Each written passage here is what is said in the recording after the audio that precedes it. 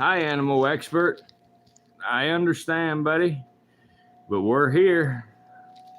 What's up, Sunshine? How are you? And little Peep Girl? Good to see everybody.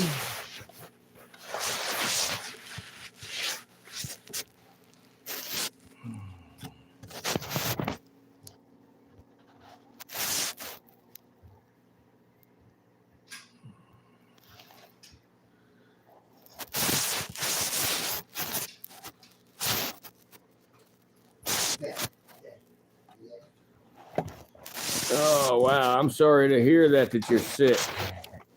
Yeah, we got the baby rattlesnakes today. I'm trying to get the damn camera set because I still don't have the... Sorry, folks. Try to change my internet signal over. I'm going to put my hotspot on because something just happened there.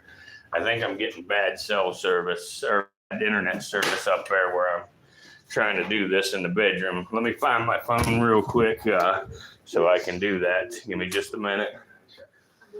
I don't know where the hell I put it. My phone.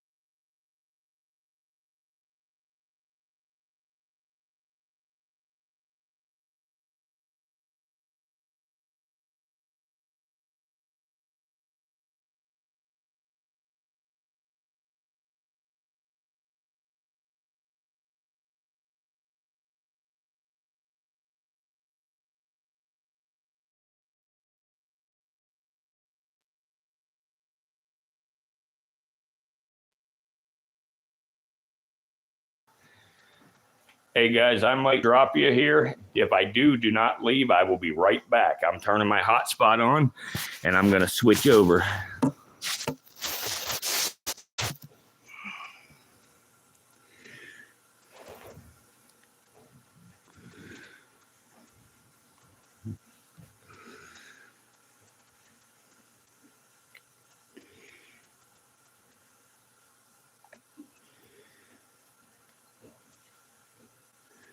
Can everybody hear me?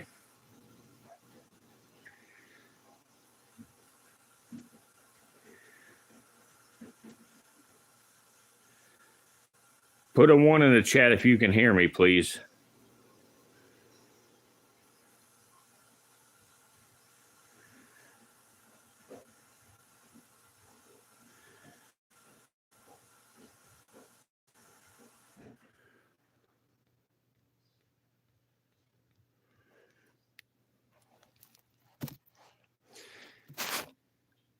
Hey, anybody, can you put a 1 in the chat if you can hear me?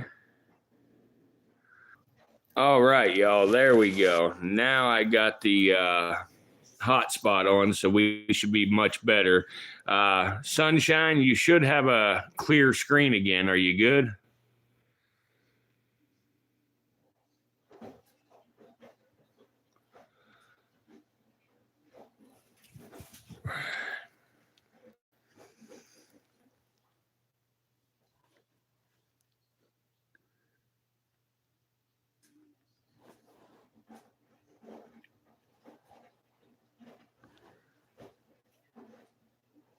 All right, good deal. It's fixed now. Awesome. All right, so Sunshine, is this your normal channel? Did you change your name or something? Good deal. It's fixed now. I am asking because I wanted to talk to you here. We're doing good, Soviet Kitty. Thanks for coming. Good to see you. But Sunshine, so I wanted to tell you, my daughter showed me how to do the moderator thing, and I'm going to put you back on moderator again. I want your email address because now it's showing up Sammy Shy Girl, and it was showing up Sunshine Angel Fairy.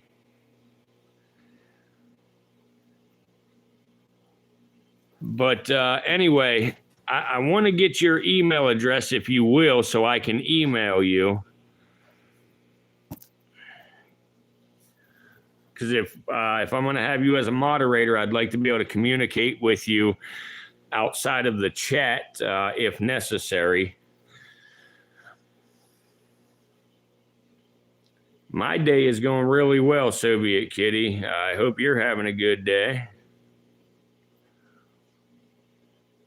Look who else I have with us today.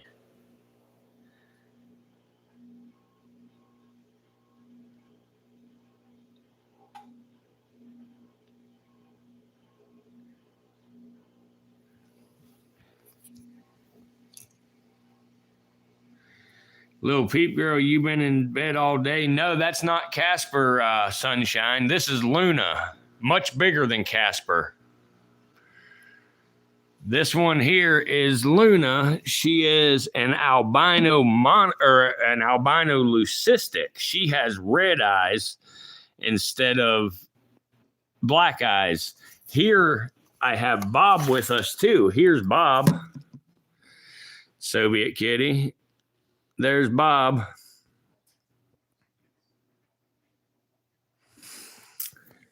Yeah, and like I say, this is Luna. Yeah, Luna looks pretty close to what Casper looks like, being that they're all white, but maybe I can get you a better look at Luna's eyes here. Luna looks different up close than Casper. There you go. Now you can probably see the difference. Yeah, Bob is going to shed real soon. Luna actually just shed. That's why she's so pretty and so white right now. But, yep, she's looks very good. Real good. And now, Sunshine, you should be able to see the difference in Casper and Luna now. But like I say, you know, see the size difference is number one, and then number two, her eyes, you know. I have to wipe the rattlesnake's enclosure out because they are all fogged up.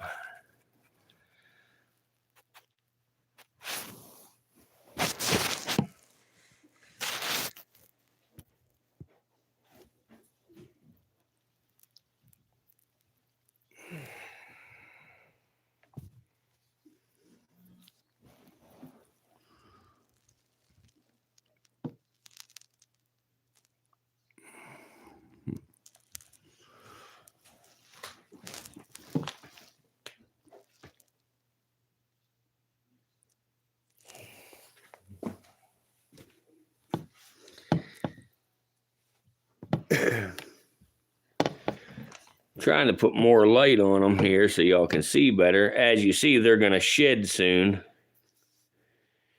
Yeah, Eclipse is moving around.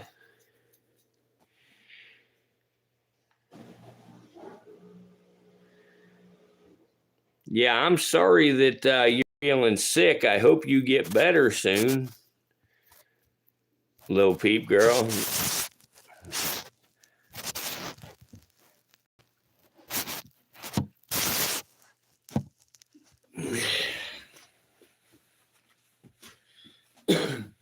Welcome, everybody. Thanks for stopping in. While you're here, can you please give us a thumbs up? I'd really appreciate it.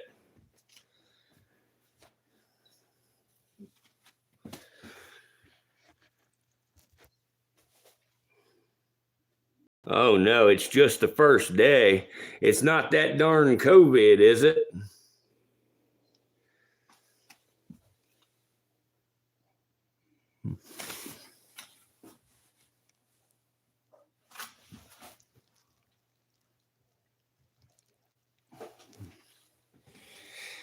Here's a good shot of Luna. There she is.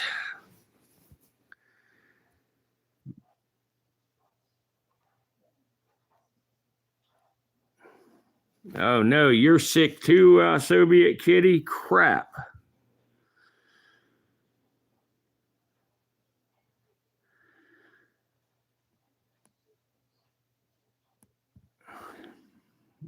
Yeah, that's good, Sunshine.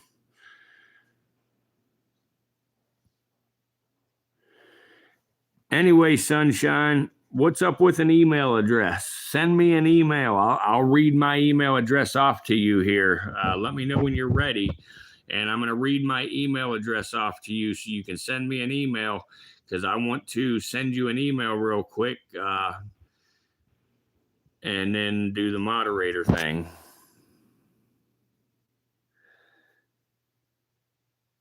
Okay, are you ready? Yeah, I know you've been through worse, bud, but it still sucks to get sick, you know, especially when your nose is so darn stuffy, you can't breathe or nothing.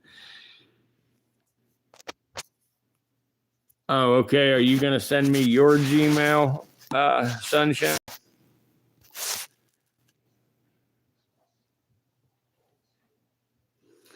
You see how dark the black phase is getting?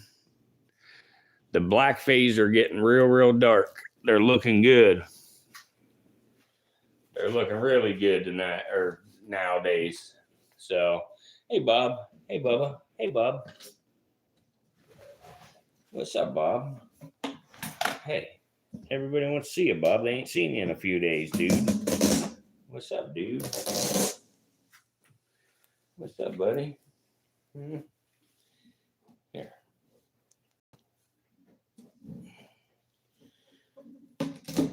Let's open it up here. We're going to snatch your hide from you, buddy, so you can't hide from us while we're looking. Yeah.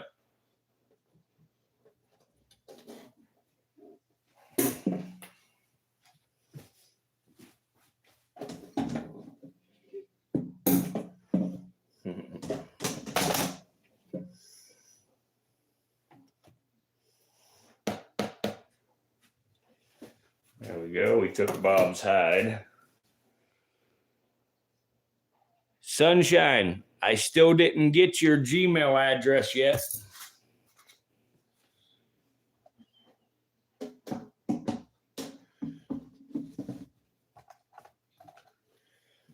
What's up, Bob? Hey, Bob. What's up, dude? What's up, Bob? Hey, Bob. Come here, Bob. Hey.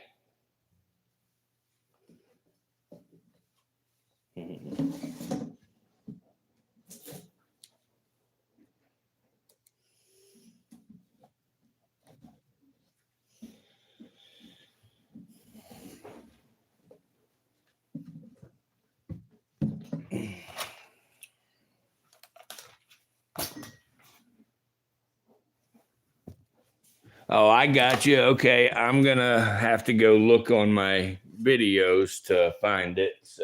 Let's see here. Let me find my darn phone. I lost it again. There it is, right over here.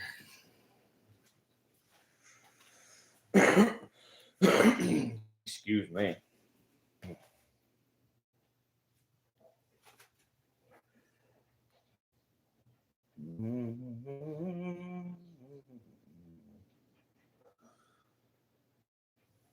Nope, don't have it. I'm looking at my comments right now and I don't see it. Hi, Blue Whale Lady. Thank you for stopping in. Please hit that like button if you have not already. These ones here are timber rattlesnakes. Their scientific name is Crotalus horridus. These babies here are about a month and a week old. And also, Blue Whale Lady, this is a blizzard monocled cobra. It's called a blizzard. It is a cross between the albino monocled cobra and the leucistic monocled cobra. That's why it is all white from the leucistic portion, and then the red eyes come from the albino. And this is what an albino monocled cobra looks like right here. His name is Bob.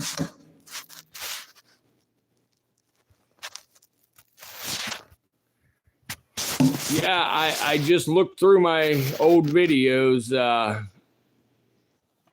Okay, let me look now and see if you're saying okay now. Let's see here. Nope. I still don't have no comment. Whatever. No big deal. I'm going to, we'll worry about it later, I guess.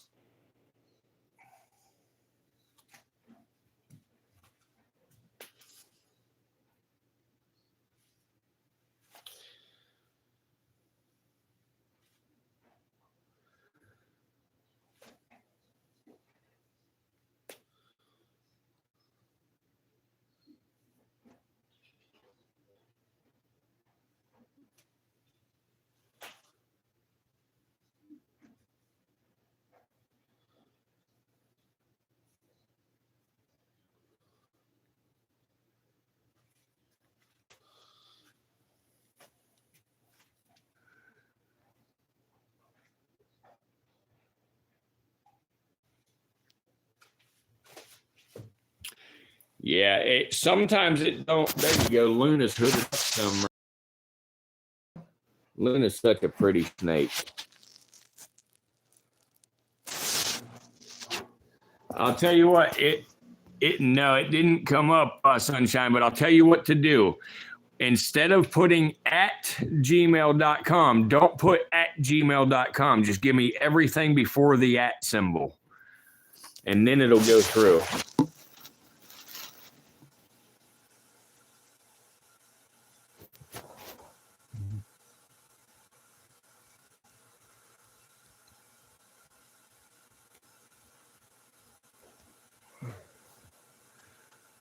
Hi, Annie, how are you? Yeah, we got Bob back here again.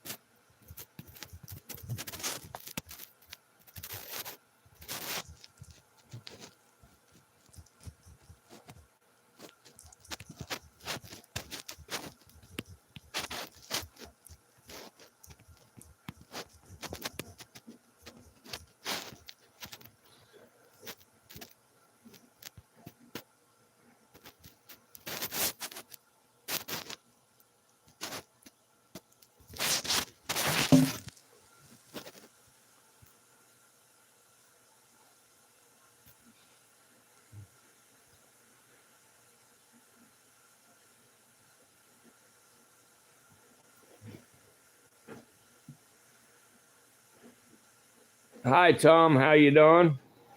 Yeah, Sunshine. I don't know what the deal is, but it still ain't coming up. So we'll fuck with it another time. No big deal.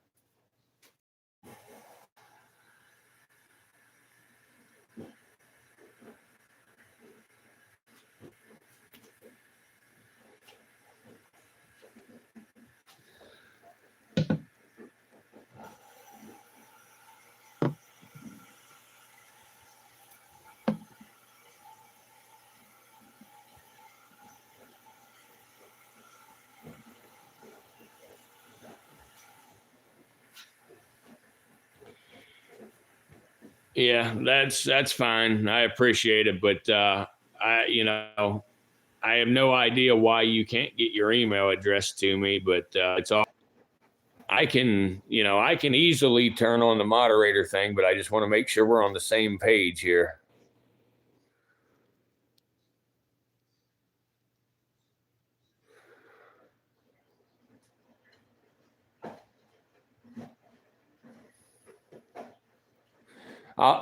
You know what? I'll just say it on here since you can't send your email. I will turn your moderator status back on. My daughter showed me today how to do it, but I want to be clear about something, please. If you have a problem with anybody and you want to time them out or block them in any way, I need you to clear that with me first before doing so. And that would be fine. Now, clear it with me or with, whatever, but it needs to, we need to go over it. Bobby Joe needed to be blocked, and I understand that. So that's fine. That's not a problem, but let's clear it with me next time. The reason it's important to me is I am building a YouTube channel here, and I don't just want to kick people out, unless it's absolutely necessary. Yep, they are gone now, Sunshine, for sure, and that's good. I'm glad. So just in the future, please just let me know first, before doing that, give me a chance to talk to the person. Now, if they're in here, we have a bunch of kids in here and they're cussing and stuff. I don't mind a timeout, but let's just do a short timeout. Let's do 10-minute timeout or something like that first. And, then if they still are being idiots after that first 10-minute timeout, then we'll go ahead and up it to a 24-hour. And after 24 hours, if they're still being a jerk, we'll completely block them for good. Does that sound fair to you?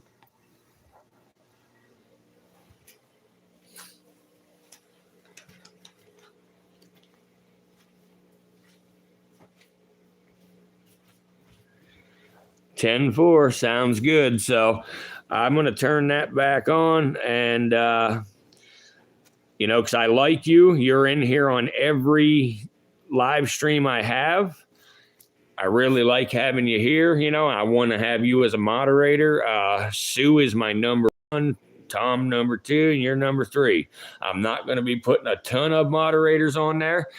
So the couple that I have now, Sue is a managing moderator where she can do a whole lot more, but I need you guys that have that status to, help protect the kids and stuff. Like if we're in here having a live stream and we got a bunch of people in here to run their mouth and being jerks and stuff like that, around little kids, we need to time them out, but I don't want to block them for good right away. I want to give them a chance.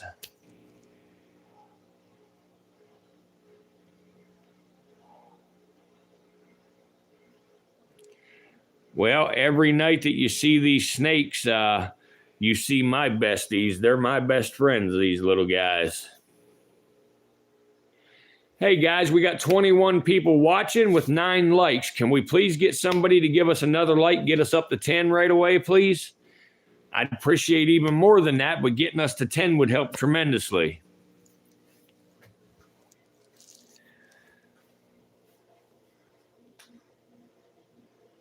How you doing tonight, Sue and Tom?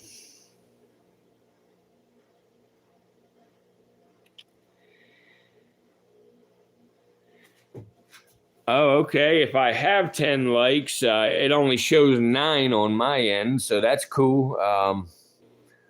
Well, then get me up to 11, please. Everybody's name is showing up different tonight. It's weird. Like Sue's is showing up Sue Tom 4477. Tom's is showing up JT Tom -0 or 05I. Yours is showing up Sammy Shy Girl there, Sunshine. I don't know how the heck all these names look a little different tonight. I had a pretty good day. I have a little bit of bad news to give. I'm real sad about it, but I had told everybody from the start.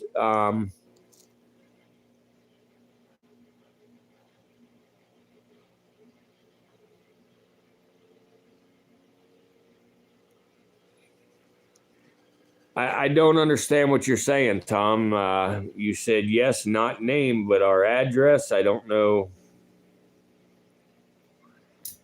If the 447 is part of your address, I don't know why that's showing, but that's showing on the name. But anyway, the bad news that I have to share is very unfortunate.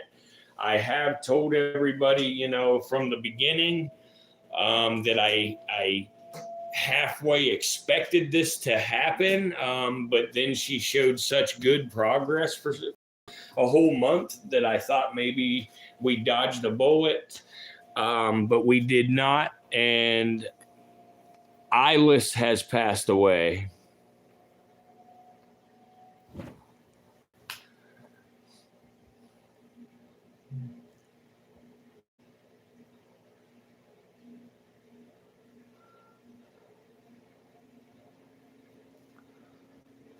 Yeah, it was really sad.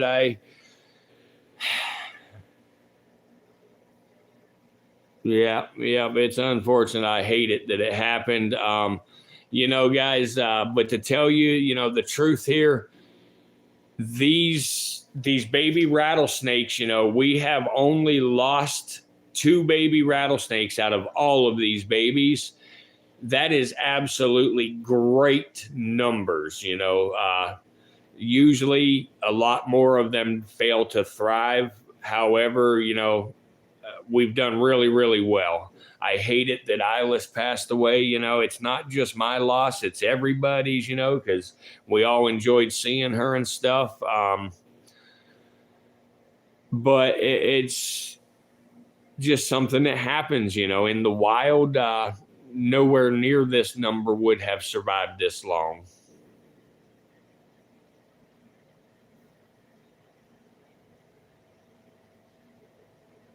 Yeah, she was going to be our ambassador, and unfortunately, but we're going to go ahead and put Rattlesnake Jake in that position. You can actually see Rattlesnake Jake right there. Right there's Rattlesnake Jake's face. As you can see, he still has that little bump on his face. It's not bad. It has gotten smaller than what it used to be, and he's doing very well. So, of course, somebody, Eclipse, had to crash the party.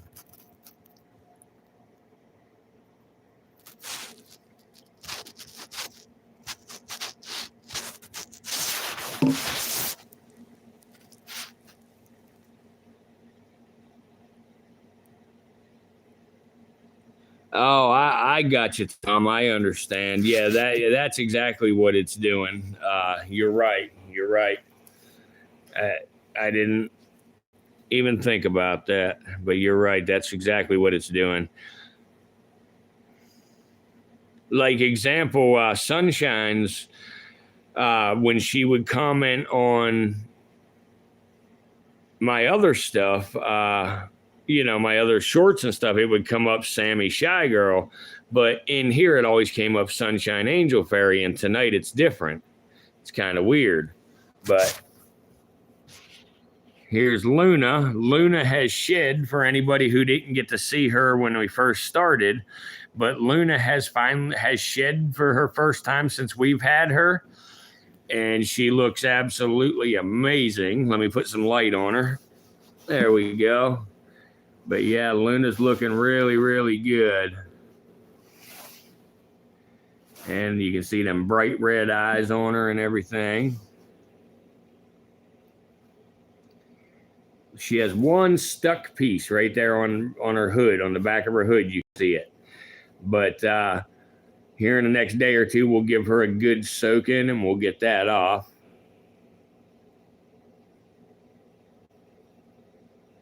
Yeah, there are pure black ones, Sunshine. Here's Bob. Let's take a good look at Bob for a minute. What do you think? Bob's not hooding up or nothing. Bob is starting to really calm down a lot. He still cruises around. He still destroys his house, but he's crazy. Yeah, you can't get this kind of blizzard at Dairy Queen. That's for damn sure. Welcome back, Kitty. Animal expert, did you leave us, buddy?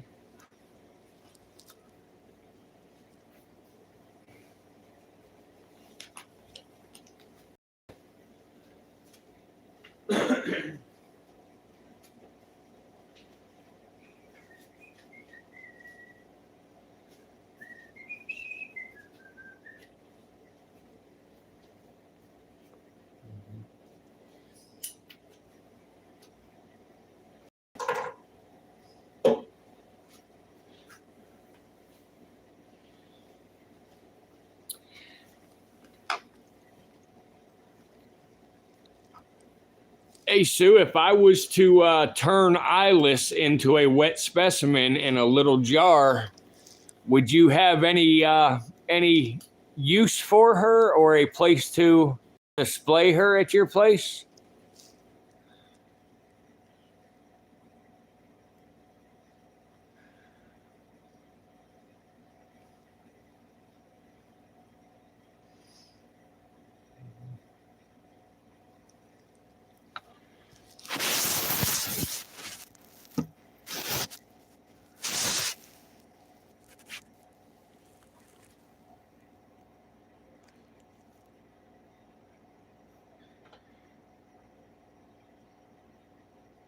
Okay, yeah. If you are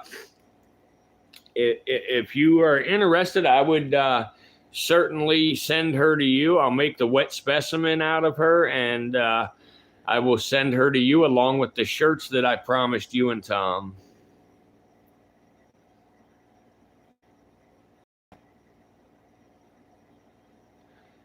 Here in the Bob hooded up. Yeah, he hooded a little bit. Here in the near future, I am going to start having virtual Reptarium shirts available. They will have all your favorite snakes on them, as your choice. If you want Bob on one, a rattlesnake on one, whatever, we are going to have them available for sale if anybody's interested.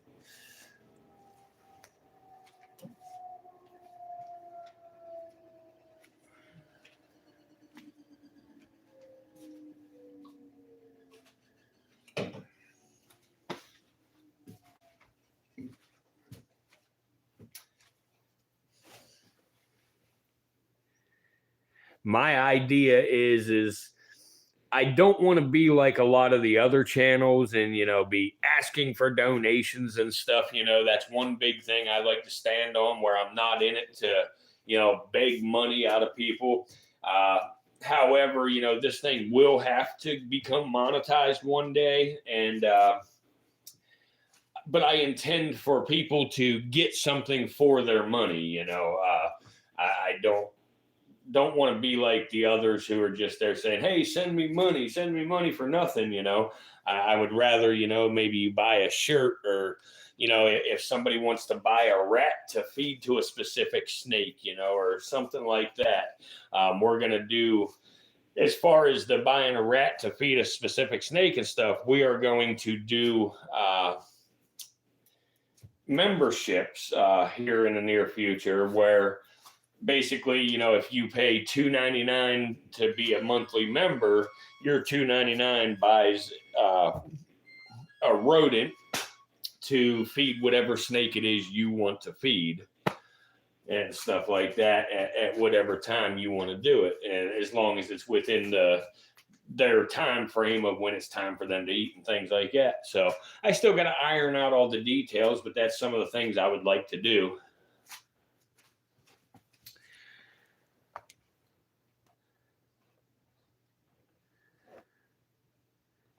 Yeah, I will do hats as well for sure. Uh, yeah, definitely. But and the price of the shirts, it depends on which Sunshine. Is that you that asked that? Yeah, it depends on what price Sunshine. Like, I have several different types of shirts. I will have T-shirts available. I will have sweatshirts, hoodies, and I also will have short sleeve and long sleeve.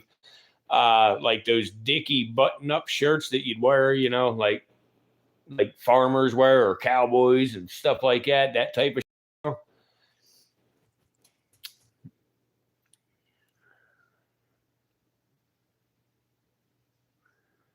Yeah, I would do that for sure. We could put somebody's name on them. Yeah, absolutely. They could.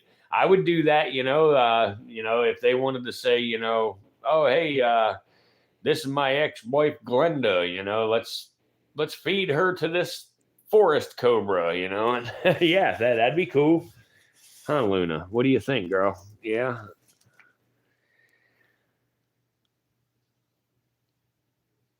Yeah, my brain is working overtime right now, but I want to start pulling this thing together into a more organized, show. These last few days, me having to be away from home and stuff has. Hang on a second.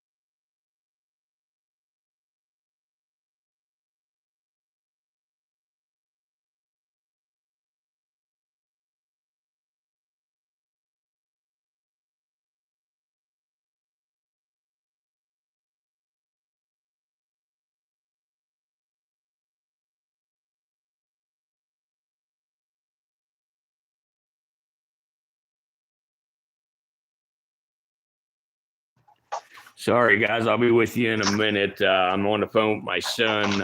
One of the rattlesnake cages is opened at the house.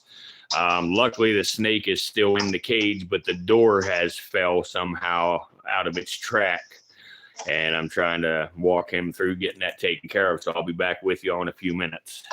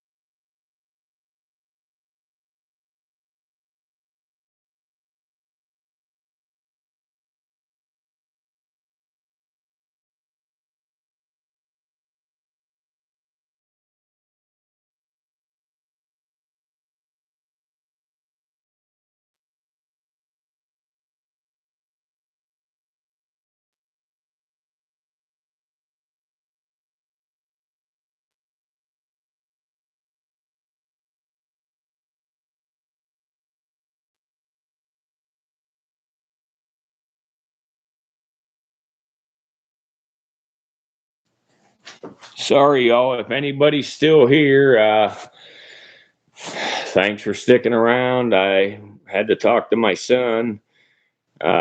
Crisis averted, so everything is good. Hopefully everybody will come in and join us again.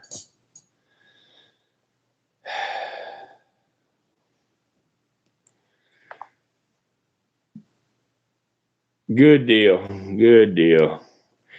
He did. No snake actually got out. What had happened is I forgot. The other day I was showing everybody how to turn an aquarium into a terrarium, and I forgot to glue the one part when I did that, and it was the track for the door. And I had put a rattlesnake in that today. I put a Crotalus ornatus, a Texas blacktail rattlesnake.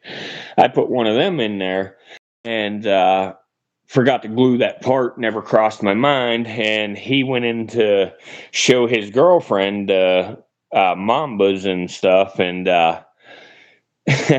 the damn little door thing actually had fell enough where she could get out, but she stayed right in the enclosure. That's something that a lot of people don't realize, but these snakes, when they call somewhere home, that's where they want to go, you know.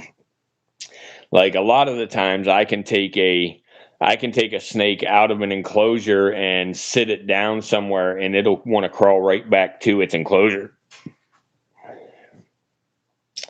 But yeah, thank goodness he went and showed her. And yeah, he certainly showed her all right. She went to walk in there, and he said, "Whoa, hold on a minute," you know, and it just caught his eye for some reason that the door of it was laying inside the cage. So, but anyway, that's why I have their enclosures, and then the building, you know, has its doors, and there's no way for a snake to get out of the building while the door's closed. And then if they ever do get out of the building, I also have a perimeter fence made out of the 1/2 inch hardware cloth, you know, that little metal fence cloth stuff that has little 1/2 inch, you know, squares. I have a 6 foot tall perimeter fence around that whole area, so a snake cannot leave that area even if it was to get out of the enclosure and building. You would have pissed yourself. Nah, Tom, you know, honestly, Tom, one time, if you was, you know, let's just say hypothetically, if you was to come to my place one time and go around these snakes, you know, in their enclosures and stuff, you would gain more than enough confidence that you know, I'm sure just about 80% of your fear would go away. But it's always smart and always good to be cautious. Always. You see Luna down there climbing up the same corner as all the babies. And so is Bob, actually. See, there's Bob, there's Luna, there's the babies. They're looking, they think they got a damn lunch coming.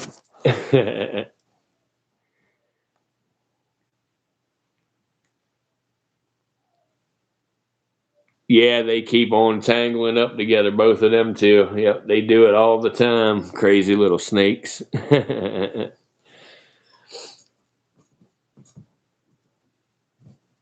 What's up, Luna? What's up, Luna? Hi. Hi, pretty girl. Hello, pretty girl.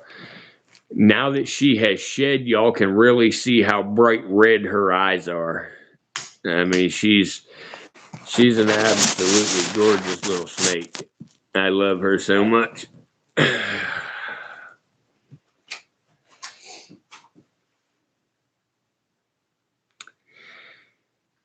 Yeah, hey folks, we got 22 people watching. We've got 11 likes. Can we please get a few more of y'all to give us a like? Get us up to 25 likes. Please help us out.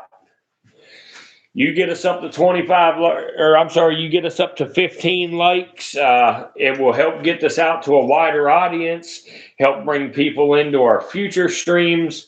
It just helps us out all different ways. A quick look at Bob. What's up, Bob? What's up, Bob? Huh? Bob says, no way. Leave me alone. She is, yeah. She's like a pearl. You're right. She's an iridescent pearl. She's just so pretty. I think I'm gonna get a male blizzard and breed her. I got Bob because I was gonna breed Bob with her, you know, to produce albinos. But I think I'd like to get a blizzard male. That way, when I breed, I get both. I get some albinos and I get some leucistics.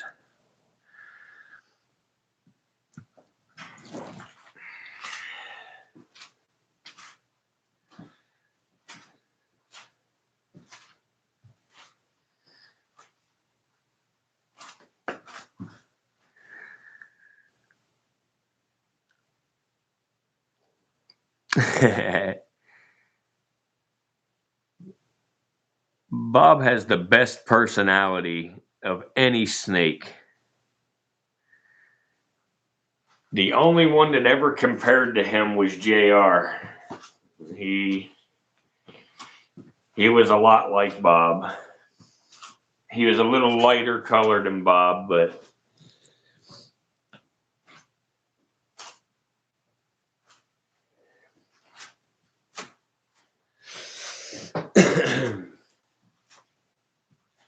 so I think we've got enough people in here right this minute watching that I may go ahead and Bob here, you know, tell everybody what Bob is and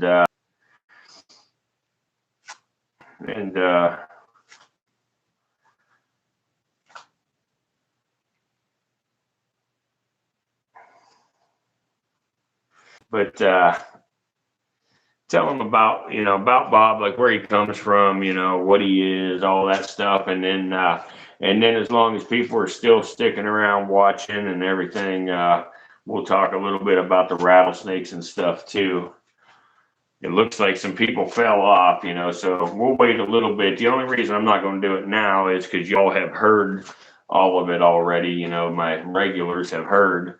So we'll give them a few minutes, let some more people get back in. I have noticed that it seems like, you know, between midnight and 3 a.m., we really start getting a decent number of people in here watching during those hours.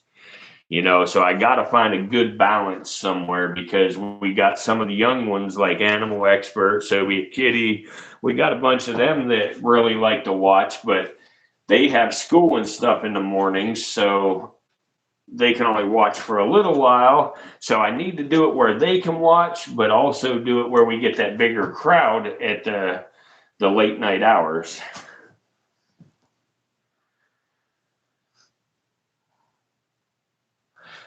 Sue, it's the light. My canvas, you know, lights in the ceiling here are that warm white color, so he just sort of looks a lot more yellowish than what he really is. Like if I put my phone flashlight on him, you see that gets rid of that yellow for the most part. So yeah, it's just this overhead lighting. It's a yellow color.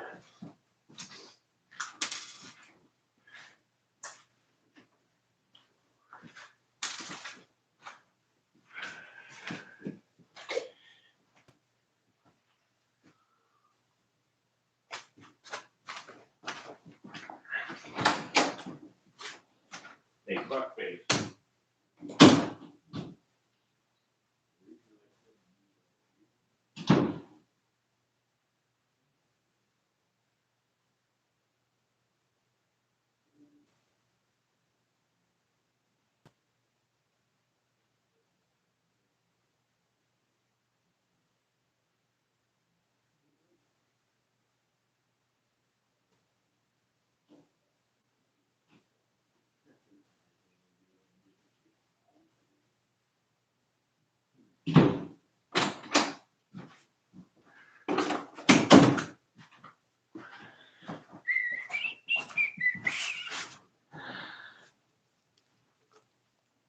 Yeah, he doesn't, no yellow gold on him. Well, I lied. There's yellow, but like his monocle there, his circle, that's yellow. He's got a tiny bit of yellow underneath on his chin and stuff. But overall, it fades from an orange to a peach, and just gets lighter and lighter as it goes to his tail. Hi, everybody. Appreciate y'all stopping in. Right now, you are looking at an albino monocled cobra. His name's Bob. Bob is a person in a snake's body. But that's Bob. I'm trying to put some more natural light on him because it's colors. But so anyway, today, with a handful of people watching, I've got the honor of sharing with you one of the most fascinating reptiles on Earth, the albino monocled cobra. There's the underside of it. It's a rare and captivating variation of the already venomous monocled cobra. This snake is a true marvel of nature, combining danger with beauty. The albino monocled cobra serves as a reminder of the incredible diversity found in the animal kingdom and the ongoing need for conservation efforts. First, let's take a step back and understand what makes this snake so unique. The monocled cobra, Naja coetea, is native to South and Southeast Asia. It is known for the distinctive monocle or the ring-shaped marking on the back of its neck called the hood. This is a highly venomous snake. It's got a neurotoxic venom that can be fatal to humans if not treated quickly. Despite its name, the monocled cobra isn't a true cobra species, which what I'm reading right here is wrong. It is a true cobra species, and it belongs to the Naja genus, which the Naja genus is a true cobra species. So I should have proofread this first, but I didn't. I don't know why I didn't. But anyway, so it is a true cobra species, unlike the king cobra. The king cobra is not a true cobra species. Typically, monocled cobras are, fuck what I'm reading. I'm just going to go off on my own here since that was wrong. Anyway, so typically monocled cobras are a golden or golden brown or gray color with that iconic circle mark on the back of their neck or their hood. They're usually pretty shy and try to avoid human contact, but when they feel threatened, they usually stand their ground and stand up tall, spreading their neck out wide, which is called the hood in defense. That monocled on the back of their neck, actually, right there's the monocle we speak of. When he hoods up, you will actually see that turn into a perfect circle. And that is to imitate an eyeball, to scare away predators. They can strike at a really impressive speed, and they can deliver a lethal dose of venom in a single bite. Albino monocled cobras they're rare. They used to be incredibly rare variation of the species. They're a little more common now than they once was because of the pet trade. It's caused by a genetic mutation that prevents the production of melanin, which is the pigment that's responsible for normal coloration. As a result of that, albino cobras are characterized by a pale, creamy white or yellow appearance with a faint pattern, including that monocle that we talk about that is visible despite their color change. Albinism gives them an almost ethereal look, I guess, as they stand out against the dark forests and grassy plains of their native habitats. Their pink or red eyes, another feature of albinism.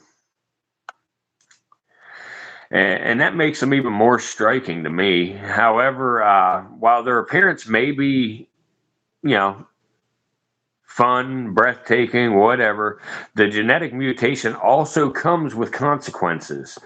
Uh, Albino monocle cobras are more sensitive to sunlight and have poorer camouflage than their normal counterparts. They face additional challenges in the wild, particularly in avoiding predators and hunting for food. In the wild, the albino variation is extremely rare, with most monocle cobras retaining their more typical colors.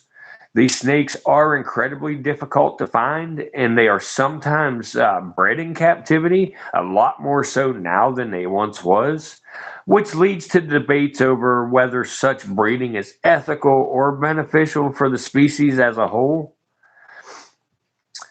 Like all, damn it, like all cobras, the monocle cobra's venom is highly potent. Their venom is designed to paralyze and kill their prey real fast. It has a mix of neurotoxins, cytotoxins, and cardiotoxins, depending on locale. And these toxins work together to basically attack the nervous system, the blood, the tissue of the victim, and it ultimately leads to respiratory failure and death if not treated. For humans, though, a bite from an albino monocle cobra, like its non-albino counterpart, it can be fatal without immediate medical intervention. However, despite their dangerous venom, monocle cobras tend to avoid confrontation with humans. Their defensive behavior, again, is often misunderstood, and many people, especially in the rural areas of South and Southeast Asia, may inadvertently provoke them, and that leads to unnecessary risks. I'd say it's worth noting that their venom isn't just a deadly weapon, it also plays a crucial role when they bite their prey. They're small mammals, reptiles. It helps prevent overpopulation of them. It helps them digest these animals when they eat. So it's not just about subduing their prey, it's also about digestion. And while the monocle cobra is species that's very common, it's not currently endangered. The albino variety faces significant threats, particularly in the wild, and the illegal pet trade. Albino reptiles in general are desired more or highly sought after due to their obvious unique appearances. Monocle cobras are not an exception. Unfortunately, the demand for these snakes in the exotic pet market can lead to exploitation, illegal capture, and trade, which poses a serious threat to their populations in the wild. In addition to this, habitat loss, human activity, deforestation, as I say with all other snakes, they're all major factors that affect, all snakes and the monocle cobra populations. As their natural habitats get destroyed, the snakes are forced closer and closer to human settlements, which increases the likelihood of somebody getting fucked up or bit by one. There are conservation efforts, I think that they should be focused a little more on preserving their natural environments, not only for the survival of the albino monocle cobra, but for all of this species and other species within their ecosystems. You got to remember that every species has a role, and even the loss of even one species has a ripple effect on the entire environment. The albino monocle cobra reminds us that beauty and danger can coexist. It's a creature. It's a creature that's very elegant, but has deadly venom. But it's very rare that it doesn't invoke a sense of awe. But it also teaches us a critical lesson. You got to respect wildlife. We got to always be cautious when interacting with creatures, but also we must not demonize them. Cobras are simply living their lives. They're hunting for food, they're defending themselves as any animal or person would. And when we approach them with respect and understanding, we help to reduce the human snake conflict and promote a safer coexistence. The albino monocle cobra is not just a fascinating curiosity in the animal kingdom, it is a reminder of the fragility and wonder of nature. Its rare beauty, coupled with its lethal venom, challenges us to think more deeply about the creatures that we share our world with. Conservation is not just about saving species from extinction, it's about understanding the interconnectedness of all life on this planet. So let us continue to learn, respect, and protect creatures that make this world so incredibly diverse. And to expand, if you were here for everything I just said, I started out reading something from Google about monocle cobras, and I quickly found that they were way off. So you can read anything you want to read online and stuff about different snakes or different predators and stuff. And who knows if it's true? And unless you know yourself firsthand, you may have took what I was reading as the gospel. And it's just not the case. They said on there that it is not a true cobra species. That's absolutely incorrect. The monocle cobra is one of the true cobras out there in the Naja genus. The king cobra is not in the Naja genus, which is the cobra genus or the cobra species. The king cobra has the name cobra right in its name. However, it is not a true cobra.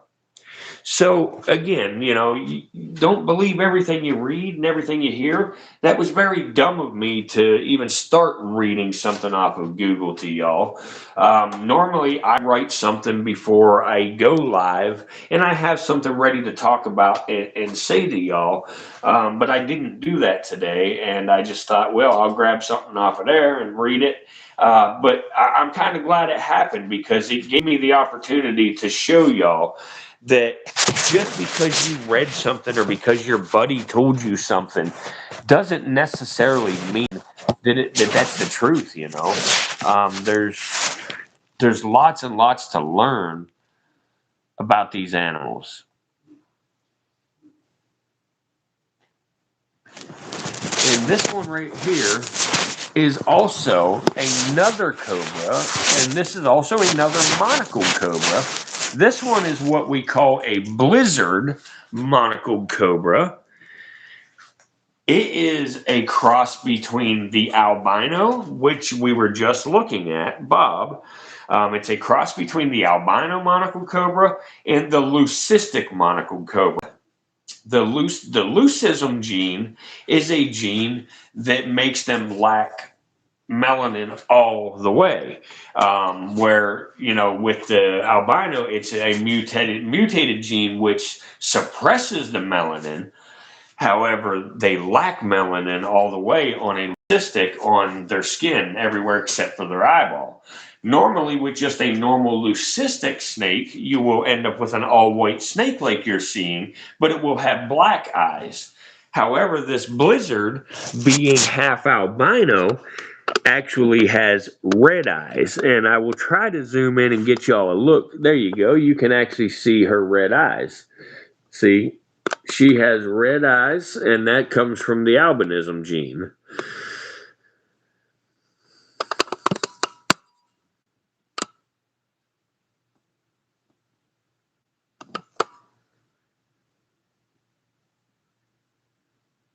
See you tomorrow, Soviet Kitty. It was good seeing you tonight and talking to you a little bit. But, yeah, so this is the exact same snake as what we were just looking at that I was talking about. And just a different color mutation. And this is one of the things I was trying to explain about the pet trade and stuff. You know, they are very, very desirable in the pet trade, you know, as leucistic or as albinos. And you know, so these things, you know, leucism and albinism do occur in the wild. So it's a bad thing because, you know, people that are out there poaching for the pet trade will actually collect these and sell them in the wild. But you know, 9 times out of 10 they would not survive in the wild because they would be eaten by predators because they can't camouflage, they can't hide like the normal species or the normal, you know, the normal animal.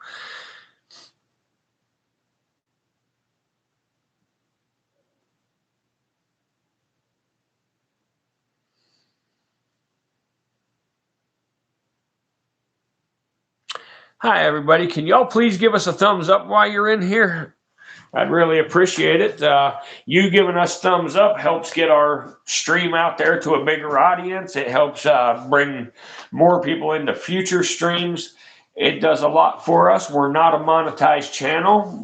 We do not ask for donations. We don't accept donations at this time.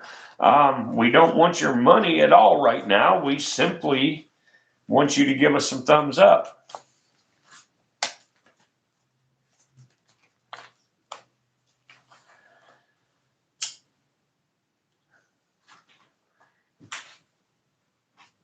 And we also have right here,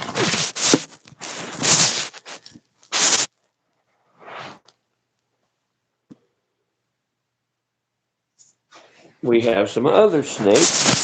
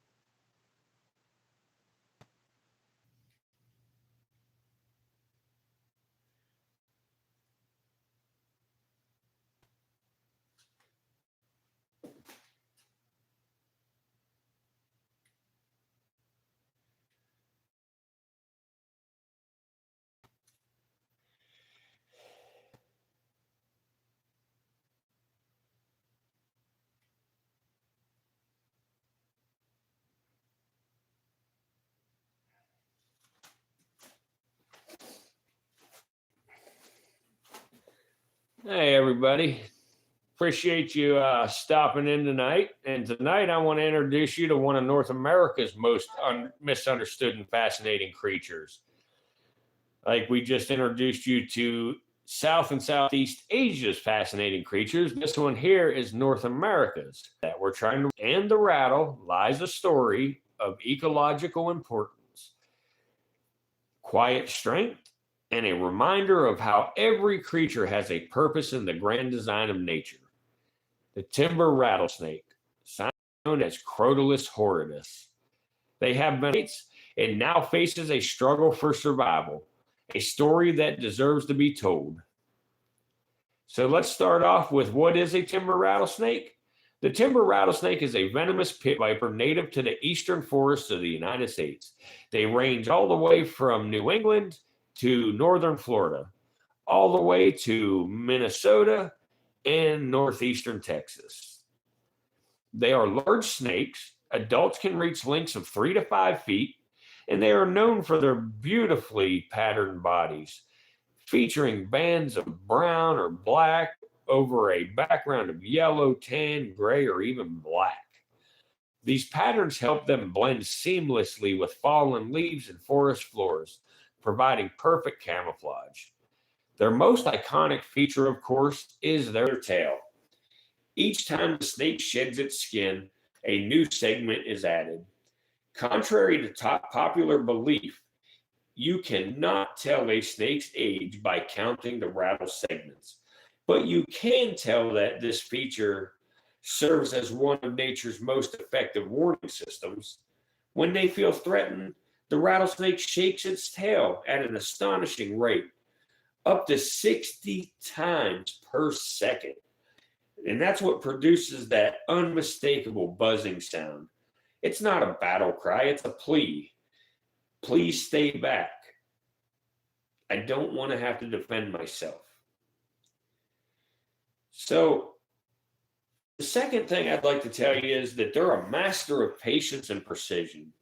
The timber rattlesnake is a very patient hunter. Like all pit vipers, it uses heat sensing pits located between its eyes and nostrils to primarily feed on small mammals like mice, damage crops, and spread disease. In that sense, the timber rattlesnake plays a vital ecological role as nature's pest control. When hunting, with a lightning fast strike, it delivers a precise dose of hemotoxic venom, which immobilizes the prey and begins digestion. Every movement is measured, every strike is purposeful. The behavior shows us something profound: control and balance, traits we humans can learn. And speaking of all that, let's talk about their behavior and some of the myths behind it. One of the biggest myths about rattlesnakes is that they're aggressive. In truth, the timber rattlesnakes are very shy, but they are defensive. They're not confrontational. They strike only when provoked or messed with or cornered. Hunters and campers sometimes stumble across them in the wild, and almost every time the snake gives a warning, the rattle, before any confrontation. If left alone, it will quietly retreat. Despite their reputation, timber rattlesnakes are responsible for very few bites in the United States. Most incidents occur when people try to kill them, capture them, or handle them. In other words, when they fuck with them. This snake also carries deep historical symbolism. During the American Revolution, the timber rattlesnake became an emblem of freedom and courage. Benjamin Franklin admired the snake's qualities: vigilance, restraint, and deadly precision. It was even featured on one of the earliest American flags. It's the famous Gadsden flag. A lot of you know it by the "Don't Tread on Me" banner. From a feared reptile to a patriotic symbol, few animals have traveled such a remarkable path in the human imagination.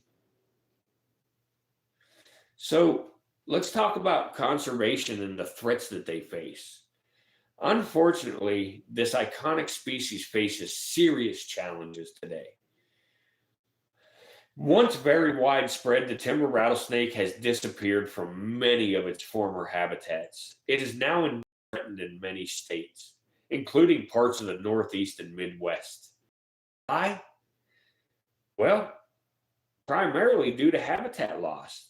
As forests are cleared for building houses and agriculture, additionally, they are victims of road mortality, illegal collection, and persecution, people killing them out of fear or misunderstanding. There's also a growing problem with diseases such as snake fungal disease, which some of my regulars here know about snake fungal disease and know that we have been fighting that. It affects the skin and the overall health of many timber rattlesnakes. They are very susceptible to it. Snake fungal disease is caused by, or it's called ophidiomycosis. It is a keratin-eating fungus that is actually an invasive fungus to the United States, and it lives in the soils and in the areas that these rattlesnakes live. But conservationists and myself are working tirelessly to protect the species through things like habitat restoration, legal protection, educational programs, educational live streams and videos. In some areas, we have reintroduction efforts that are underway to help try to bring these snakes back to their native environments. I personally release upwards of 20 of them every year into the wild. So protecting the timber rattlesnake means protecting the forests and ecosystems, When rattlesnakes thrive, rodent populations stay balanced, vegetation remains healthier, and the entire ecosystem functions more smoothly. And then we got to talk a little bit about the science and the power of their venom. Rattlesnake venom often sparks fear, but it's also a source of medical innovation. Scientists study the chemical composition of rattlesnake venom to develop life saving medications, including blood pressure drugs, pain medications, seizure medications, potential treatments for blood clots, and even cancer. So the same venom that can kill can also heal. It's a paradox that captures the duality of nature itself. The timber rattlesnake asks for very little. It doesn't chase people. It doesn't fucking hunt us. It simply wants to live quietly in the forest that it has inhabited for millennia. All it asks for is space and respect. When we learn to coexist with creatures like this rather than fear or destroy them, we begin to understand the true meaning of harmony with nature.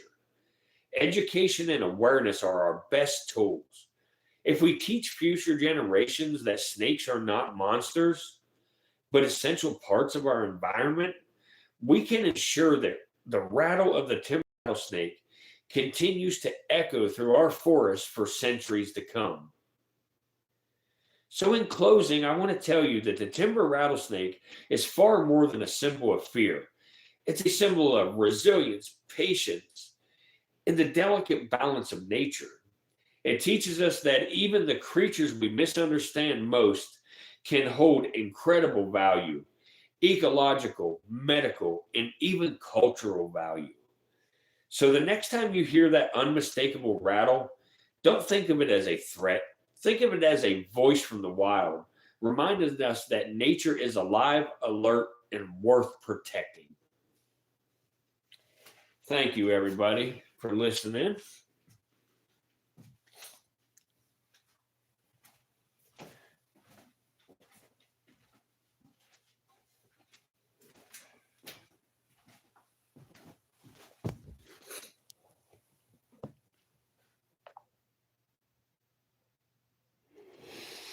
Hardy Joe, do you keep green? Is he asking green in Solaris?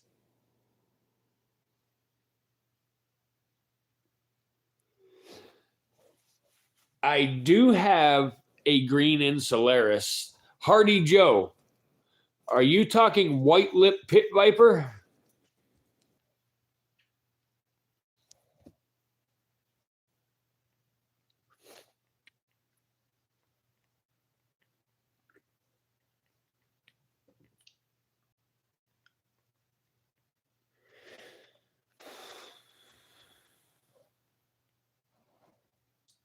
Apakah kamu sedang membicarakan ular berbibir putih berwarna hijau? Hardy Joe, apakah kamu sedang membicarakan ular berbibir putih berwarna hijau?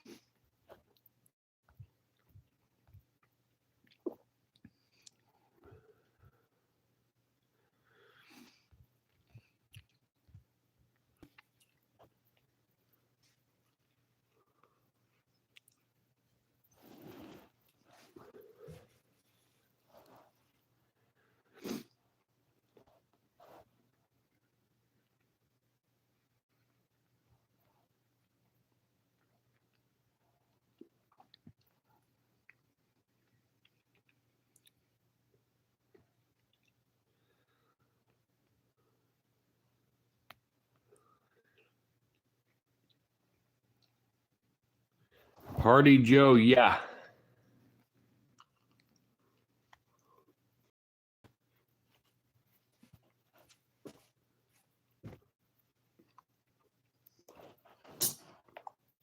Welcome back, son.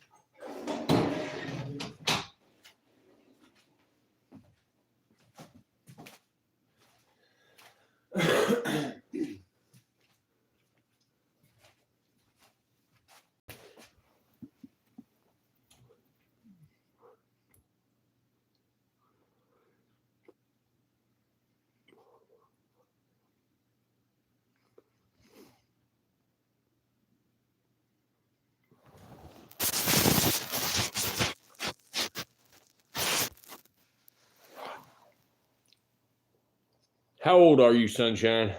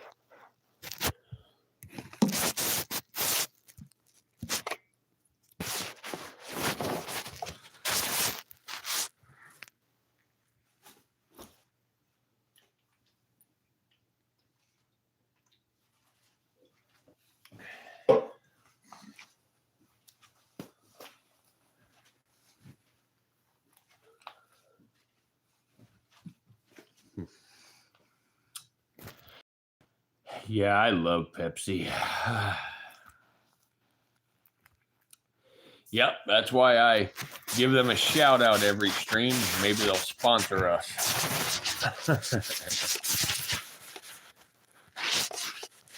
Even if they sponsor by just giving me like a year's supply, that'd be fine.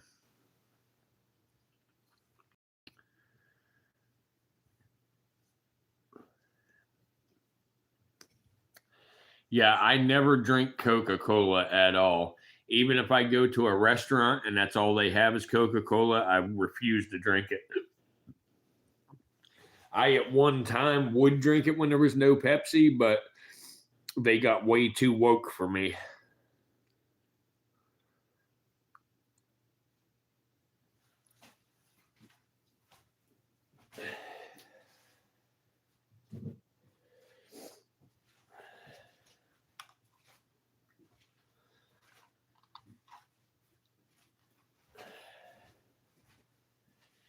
I sponsor Pepsi and Walther.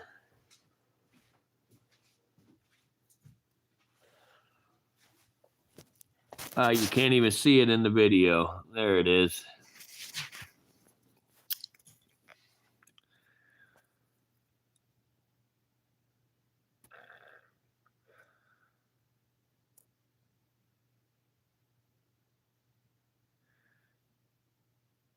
Well, that's pretty cool.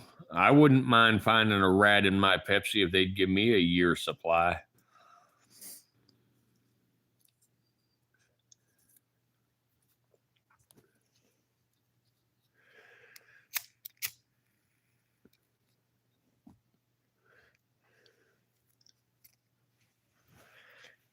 That is a Walther PPQ, Tom.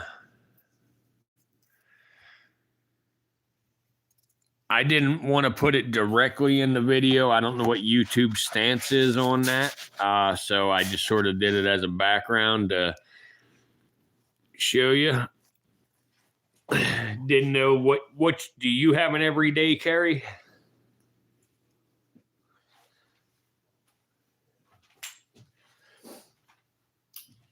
I carry either my PPQ or I carry my Glock 19.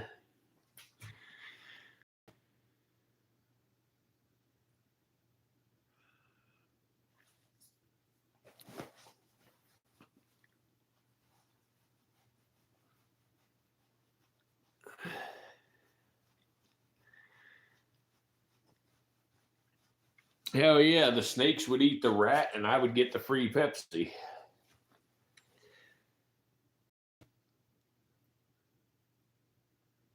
I got you. Yeah, that's cool. I always got one in my truck. I don't carry one on my waist or anything, unless I absolutely have to, but I always have one in my truck, and I've always got them within arm's reach at home. Sue has a Glock. Yeah. Yep. I love Glock now. Glock is real nice.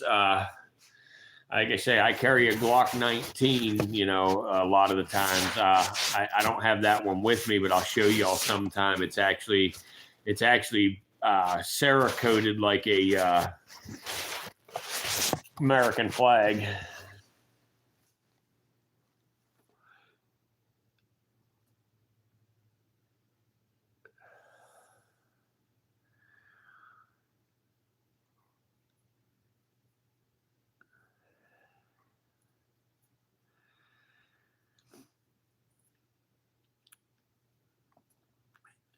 Oh yeah, you got to have a license in Canada. Yeah, there's a lot of states here in the States that you've got to have a permit too, but there's actually a lot of them now that are, going back to constitutional carry.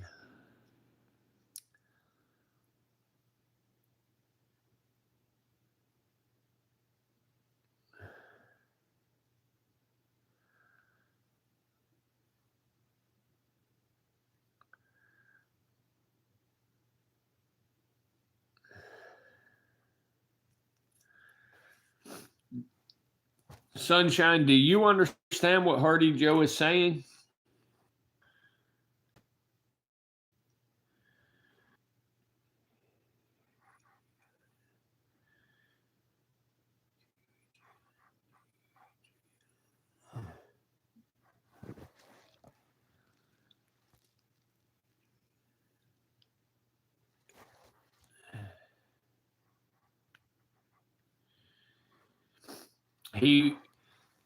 He was telling you, may you be healthy and blessed by God. Amen.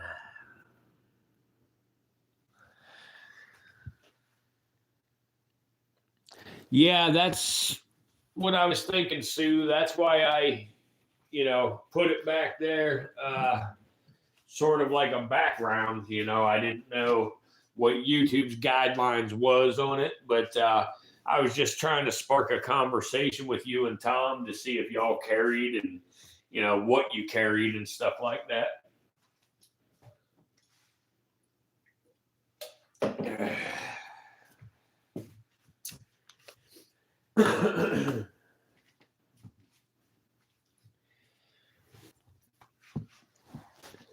Pepsi, pistols, and snakes is my life.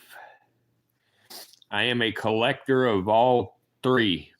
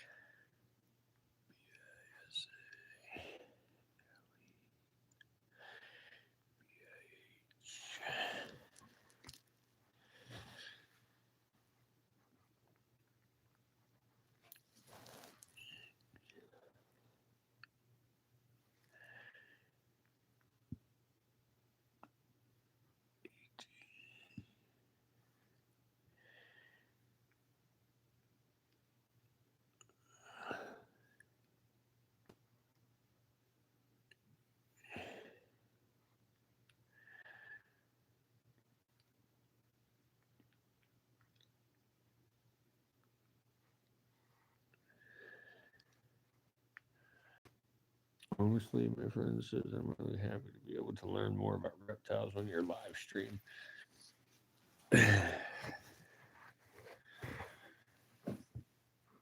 Hardy Joe says, honestly, my friend says I'm really happy to be able to learn more about reptiles on your live stream.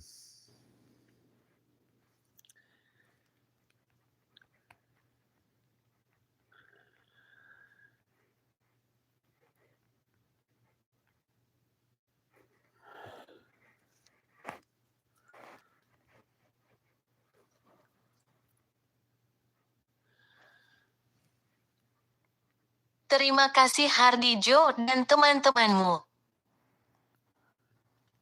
No, Luna, well, yes, kind of. Luna is a blizzard monocled cobra. She is albino and leucistic.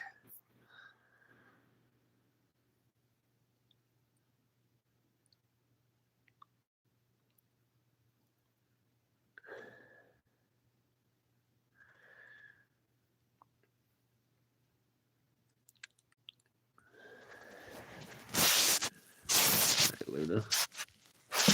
Girl. There we go. There we go, girl.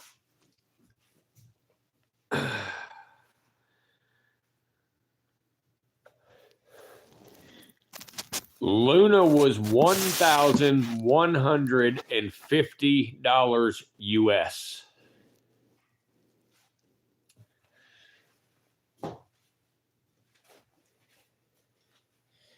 Look at Bob back there. Bob says, I want to be on camera. Huh, Bob? What's up, Bob? You want to be on camera, buddy? Here, Bob. There you go, Bob. Hey, Bob. What's up, dude? Here. You on camera? No? Here. There. He's coming to you, Tom. You said hi, Bob, so he's headed your way.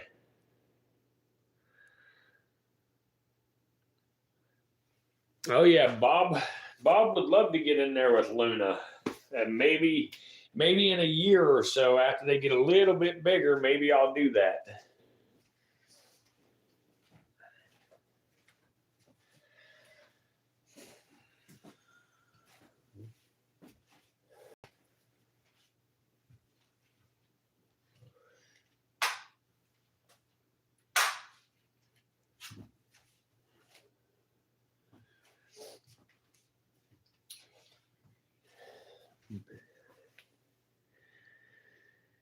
Yeah, if I was to put Bob with Luna, the babies would come out looking like Bob. All of the babies would look like Bob.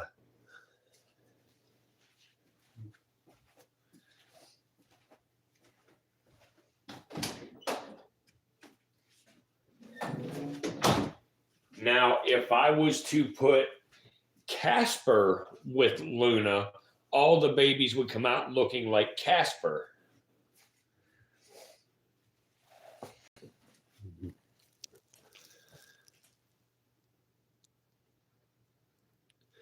Yeah, Bob looks a little bit like a banana.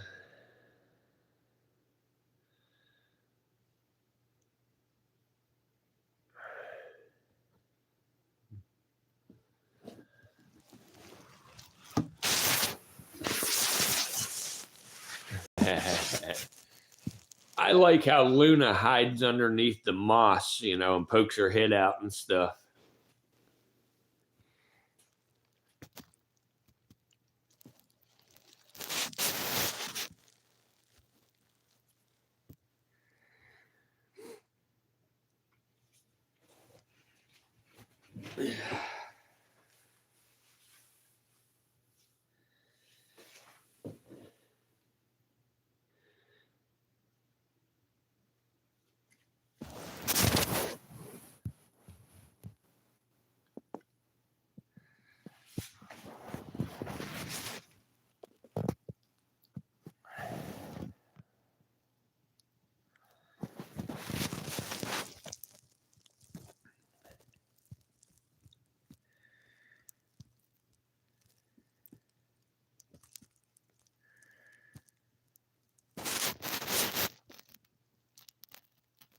Luna wants one of them baby rattlesnakes. She's looking for a way to get to him. Check it out. She really wants to eat one of them. I should have brought them some rodents so I could have fed them tonight.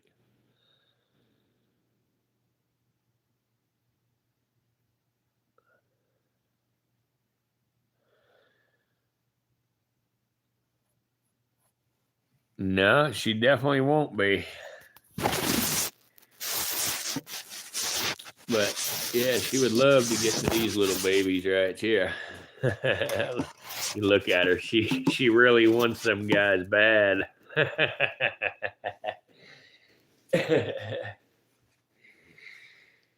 There's Rattlesnake Jake.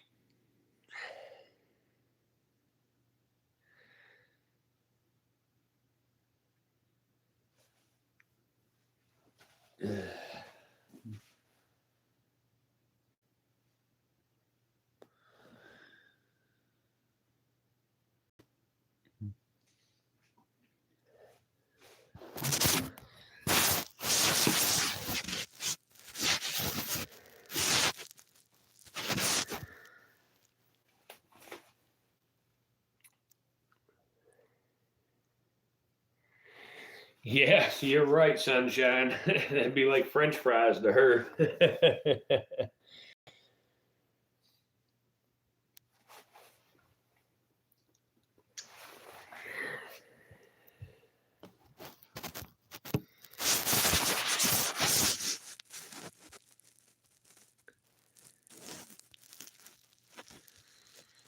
Those two just keep on tangling up together. I think they like each other.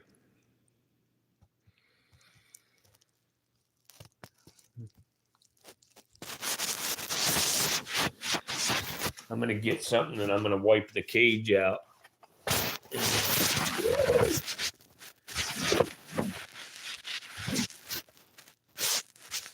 Hey, Luna. You try to get this damn thing to sit up. There we go. All right.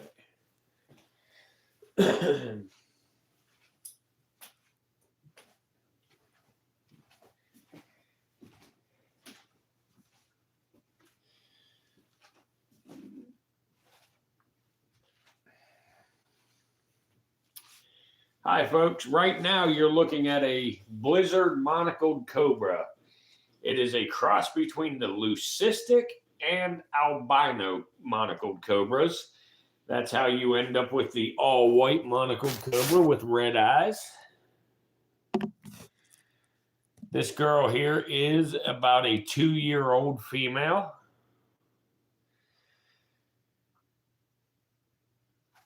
And here's Bob. Bob is about a 1-year-old male.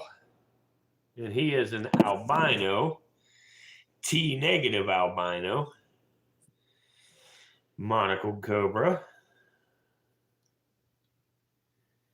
Hey, everybody. Thanks for stopping in. Can you please give us a thumbs up while you're in here real quick? We'd really appreciate it. That's the only way to help our live streams grow to a bigger audience and how we bring people in the future. Without your likes, that does not happen. So please help us out here and give us some thumbs up. We're a small channel. We are not monetized. We don't ask for donations. We do not accept donations right now. So all we do accept is your likes. You can double tap the center of your screen to give us a thumbs up, or you can click the 3 dots in the upper right corner, and that will make a menu drop down, and you're able to click the thumbs up in there. We would greatly appreciate it. It doesn't cost you anything, but it pays off tremendously for us, and it's very quick. You don't have to even go out of your way to give us a thumbs up. Somebody has actually just gave us a thumbs up. Blue Whale Lady, will you please double tap your screen again? You accidentally just took your like away. Please re-like the stream, Blue Whale Lady.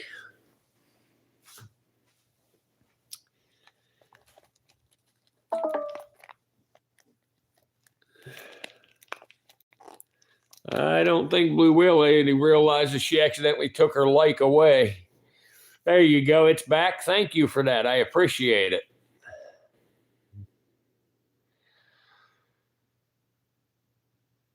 Anybody else, please feel free to give us a thumbs up. Thank you. Thank you. It really helps us out a lot. Hey, guys, try to put us over 20 likes, if you will, please. Try to get us there as quickly as we can. Well, Sunshine, if it dies, plug it in, and when it comes back on, go ahead and come back and see us. Look at this.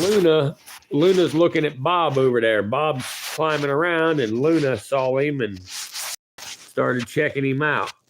Luna is a leucistic monocled cobra.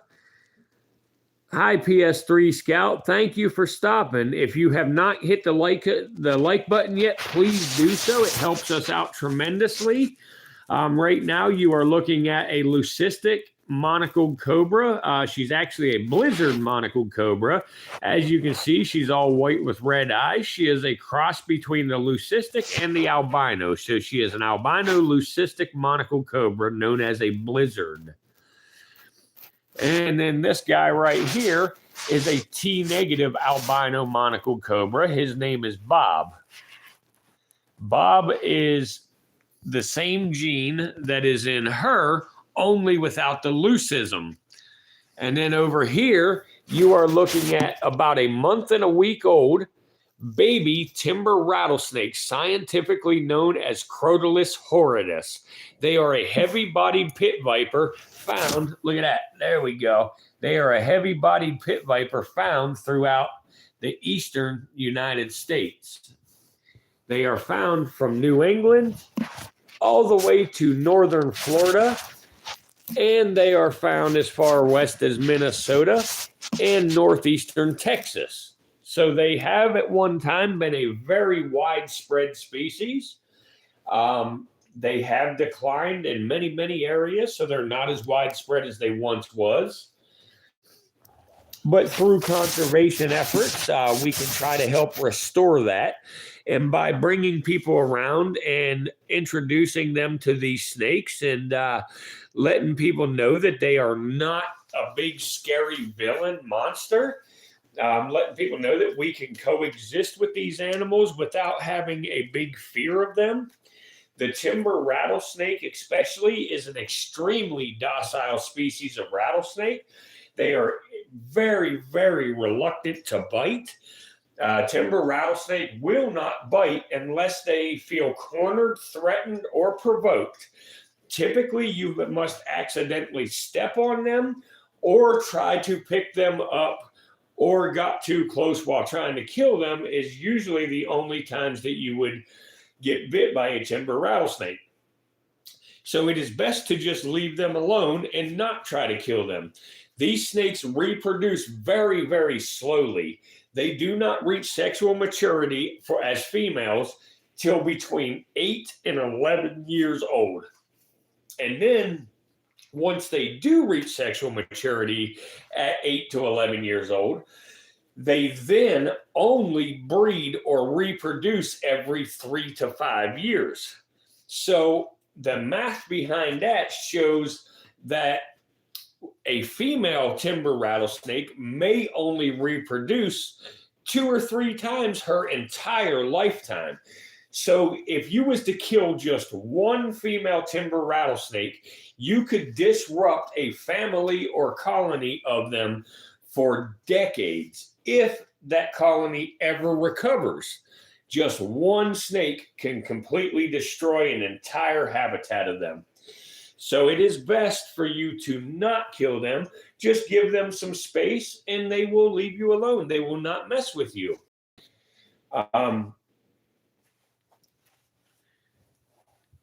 They're a venomous snake, but you can, if you have one in your yard, example, there's many, many people you can call that will remove it, or, maybe you could get a shovel and scoop it up and take it over, to a better place and let it go.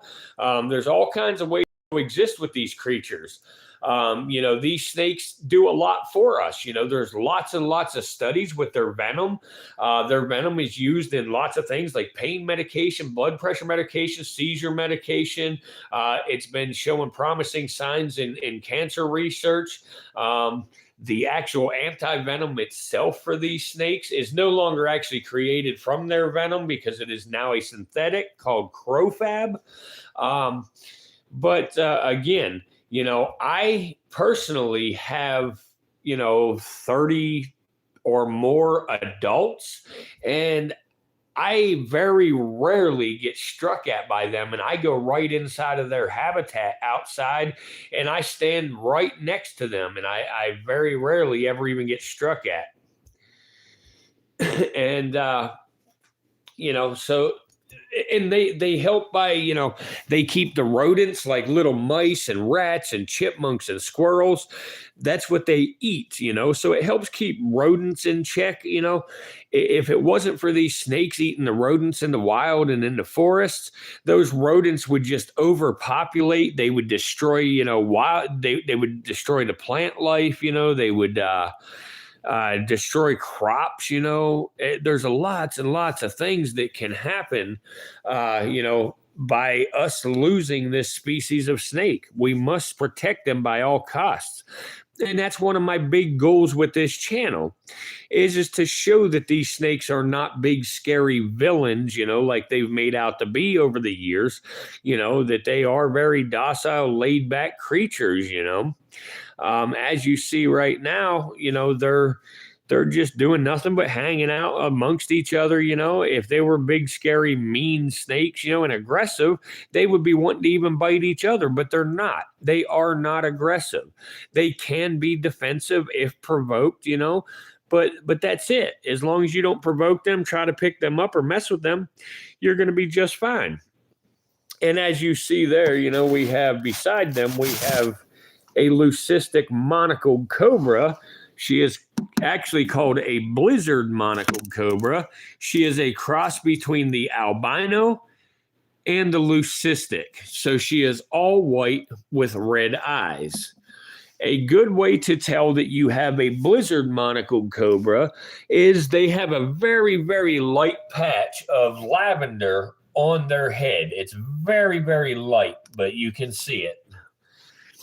And there she is, she wasn't sure what was above her. So she felt a little bit intimidated there. So now that's why she is looking over at me and hooding up. The difference in these cobras and these rattlesnakes are these rattlesnakes see their prey by the heat sensing pits that are between their eye and their nostril. And they actually see almost like a thermal imaging camera, where the cobra is what's called an elapid, or from the Elapidae family, and they actually see their prey by sight. So they actually see them with their eyes, and that's how they find their prey. Again, completely different than the viper. The pit viper has it by that heat sensing pit that can pick up very, very minute changes in temperature. I don't remember the exact, but it's something like 1/1000th of a degree or something that they can pick up a difference on. It's just amazing, the difference. But yeah, so there is the blizzard monocled cobra. And then right here, we have an albino monocled cobra, and his name is Bob. Bob is a pretty cool little snake. He's very laid back. He doesn't do much good enough anymore. He doesn't feel threatened or scared. He knows that we're not going to harm him. So he has learned to chill out, and he just sort of exists. He cruises around all the time. He rearranges his enclosure. That's one of the really cool things about cobras. Cobras are very, very smart animals, very smart reptiles. They actually think, you can tell they're thinking. And some of the people on the live stream noticed over the past couple of nights with the other two cobras I was showing for the past couple of nights, I had put little pieces of tape on the lid of their enclosures. And I would open their enclosure from time to time to wipe the condensation out so the camera could get a clear view. And those snakes actually learned over 2 days there that I was peeling that tape back to open the lid. So they started going to the little pieces of tape that they could see through the enclosure, trying to figure out how to remove those pieces of tape. And they're very, very smart. Like right now, I'll try to give you an example, but Bob knows that this lid to this enclosure slides. So if you watch, he gets his nose against it and tries to slide it. See? You could actually even hear it that time. He actually tries to slide that enclosure lid open because he knows that's how it works. It's just amazing that these snakes can learn like that. I'll try to be quiet so you can hear if he does it again. There you go. You could kind of hear that. At least I could. But yeah, he tries to slide it.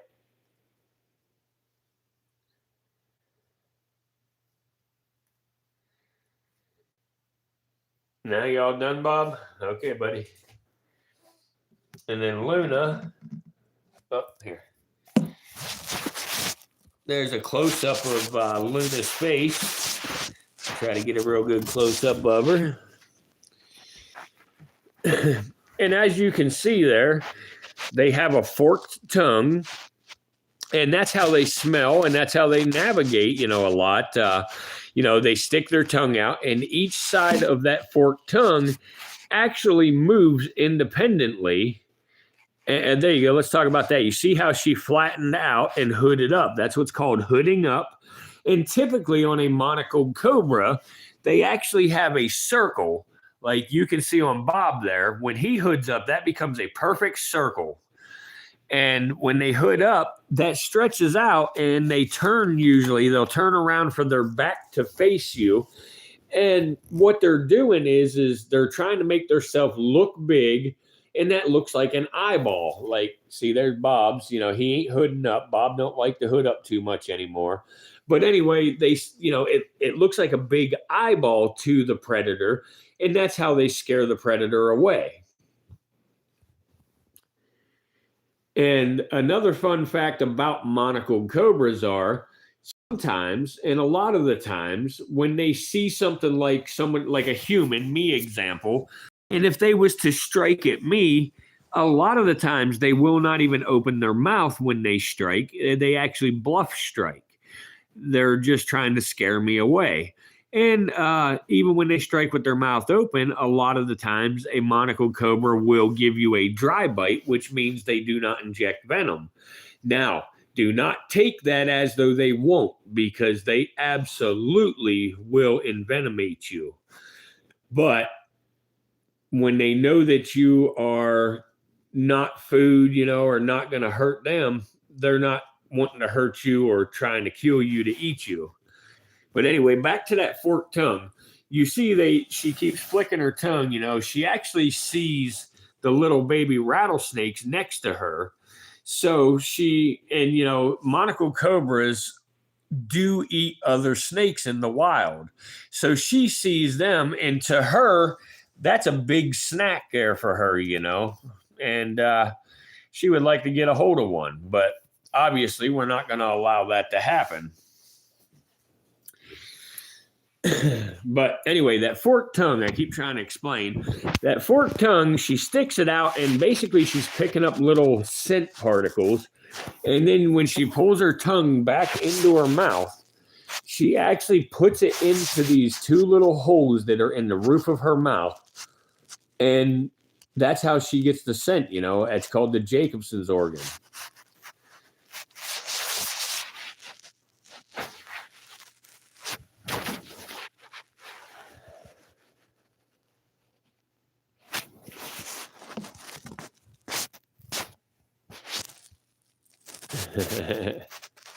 Hey guys, can a few of y'all please give us some thumbs up?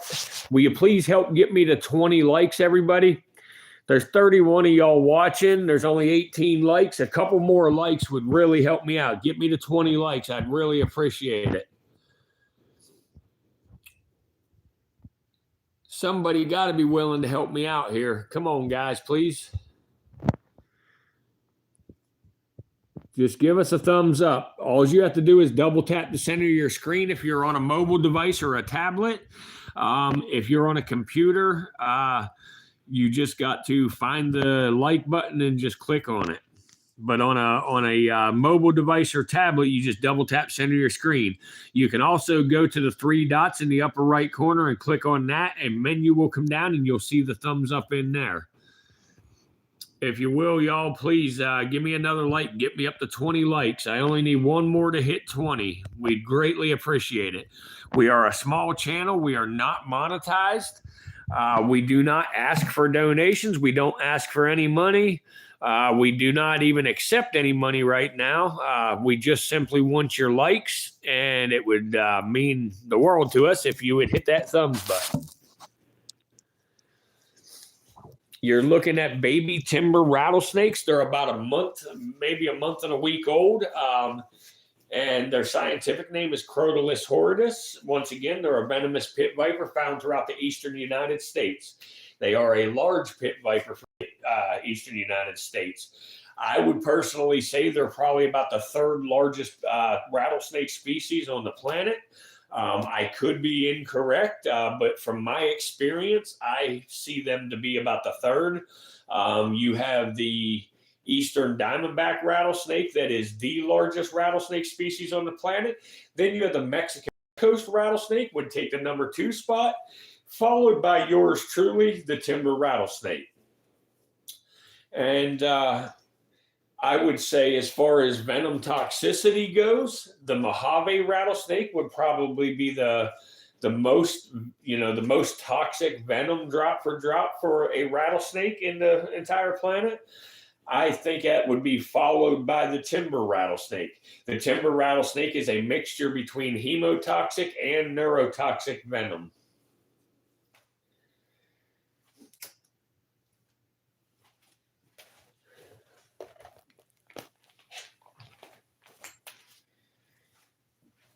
Hey, folks, we've got 35 people watching, and there's 19 likes. Can we please get somebody else to hit that like button, get us up there to 20 likes, please? You would be helping us out a lot by doing so. I'd really appreciate it. We put a lot of time, effort, and energy into these live streams. We just ask you to give us a split second of your time and double tap that screen. I really appreciate it. Thank you to whoever hit that like button there. Thank you. Thank you. Very much appreciated. Feel free to ask anything you want down there in the chat. I'm willing to answer your questions. If you want to take a look at one of the cobras again or something, just say so in the chat, and I will gladly show you the cobras again. I will continue to move between the rattlesnakes and the cobras for a little while here, but I'm willing to answer questions or move the camera at any time. You just say something in the chat. I appreciate both of y'all, whoever just hit the like button. Definitely means a lot. It helps us out tremendously. It brings people into this stream. It gets us a bigger audience here. It helps bring people into the future streams. And then we're able to spread the information and education about the timber rattlesnake especially, but all species, but the timber rattlesnake especially, because they are a threatened species. They are on the endangered endangered species candidate list. Because of, losing their home, they're through deforestation because of building developments, roadways, people killing them, all different reasons for it, and we really need to protect these animals. A lot of people, have gotten the wrong information or the wrong thoughts about these reptiles. These reptiles are not evil. They do not want to bite you. They are extremely reluctant to bite. I could probably actually show you, that like these snakes I'm going to open it up here and show you.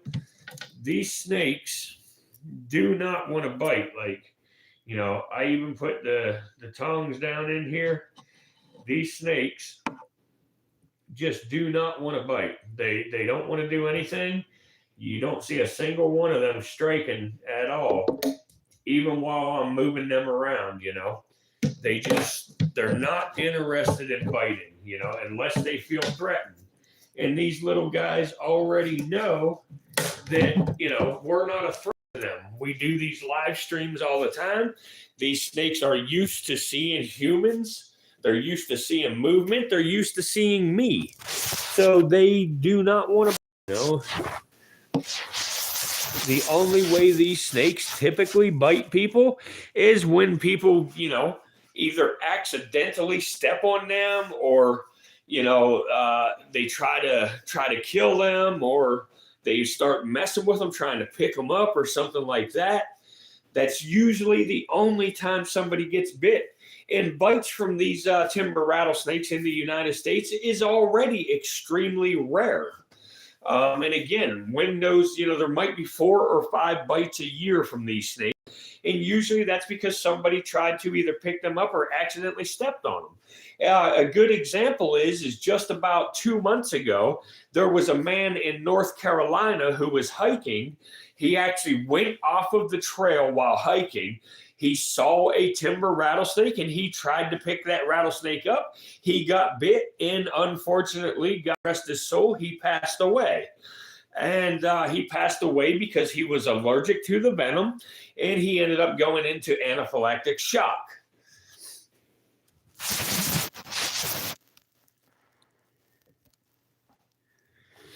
Excuse me. Hi, guys. Thank you for stopping in. If anybody's in here that has not hit the like button yet, can you please double tap center your screen and give us a thumbs up? Yes, Sunshine, the Mojave rattlesnake is the most venomous or the most toxic drop for drop as far as the rattlesnakes go in the entire planet. However, the eastern diamondback has the largest venom yield of all rattlesnakes on the planet. And now the gaboon viper has the largest venom yield of all snakes on the entire planet, and the longest fangs of all snakes on the entire planet, and also arguably the fastest striker. Now, there are some snake enthusiasts and keepers that, you know, believe that maybe the puff adder or the death adder have the fastest strike, but it's up for debate.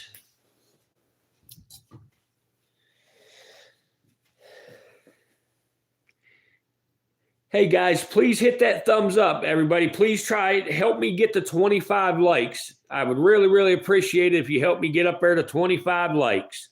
There's 53 people watching with 21 likes. Maybe y'all could help me out, get me 4 more likes in here, get me up to 25. And really help us out. As you see, you know, just from getting 2 likes a few minutes ago, we are now up to 53 people checking it out. I know that number keeps going up and down, and it will.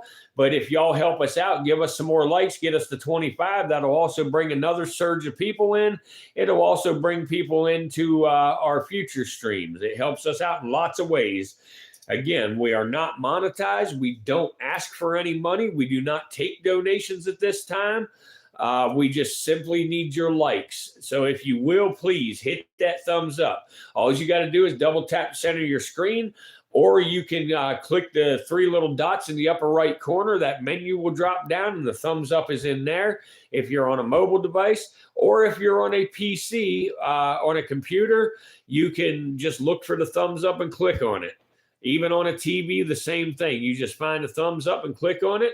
We'd really appreciate it, though. It helps us out tremendously. It doesn't cost you anything. It pays off in folds for us, and it doesn't take you out of your way. It doesn't cost you anything. It's completely free for you to hit that like button. Please double tap center that screen or whatever it takes to give us a thumbs up. It means a lot to us. You are looking at baby timber rattlesnakes, scientifically known as Crotalus horridus. These guys you are looking at are about a month and a week old.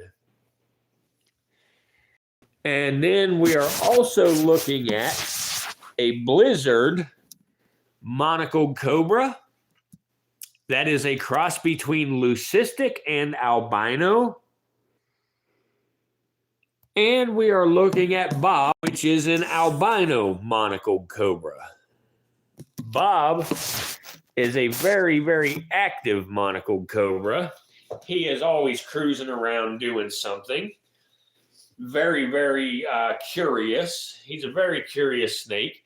He does hood up sometimes. He does not hood up frequently because he knows that we are not a threat to him around here. They only hood up as a threat, as a threat display, trying to scare off predators. And when they know that we're not a predator and they know we're not going to hurt them, they don't do a lot of that hooding up stuff. And I very rarely try to make them hood up. Like, I know there are some channels on YouTube that the guys will constantly have their cobras hooding up and stuff like that to show y'all. And I understand it. And those guys are, a lot of them are very, very good snake keepers and handlers. So I'm not talking bad about them. But what's most important to me is the welfare of the snake and making sure not to stress the snake out tremendously. So I don't want to, constantly be tapping the sides of the cages and things like that, trying to give you, their threat display. We can admire and love these snakes, without, the big, hood and all that going on all the time. If you stick around long enough and watch, they will make each other hood up sometimes. Bob and Luna, the leucistic and the albino, they will both, start messing around with each other, dancing around, and sometimes they'll hood up on their own. So you do get to see the hoods, you get to see all that cool stuff without me, instigating it. Come on, folks, give me 4 more likes. I really need to get to 25. I would really appreciate it if you would help me out and get me up there to 25 likes. Again, it doesn't cost you anything, and it pays off tremendously for us. Like I say, without your likes, there's no way to bring more people into the stream. Our streams end up just fizzling out to nothing. But as long as y'all hit the like button, it keeps people rolling in, and that's what we're looking for. We want to spread the education about all these snakes, try to bridge that gap between those who don't like snakes or are scared of snakes, try to bring them around to the other side and let them know that snakes are not evil and the importance of having these snakes in our ecosystems. So you hitting the like button really helps out a lot.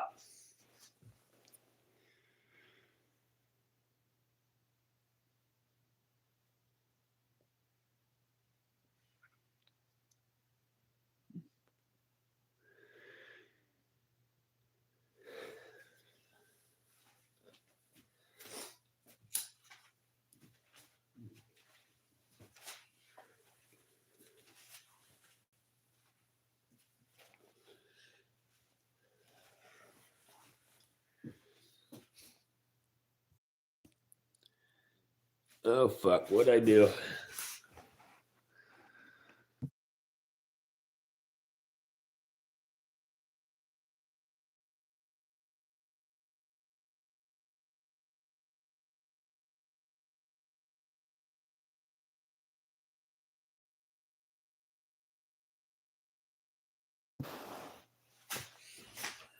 Thanks for watching, everybody. I appreciate it.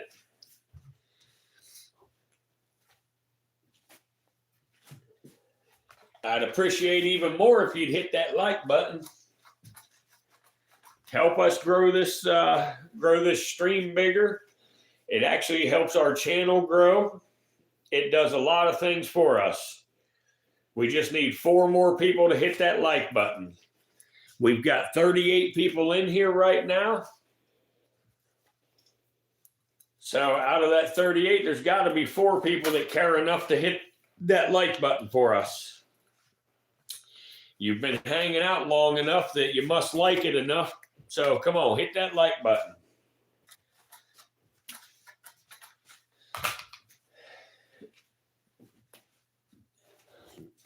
Let's see.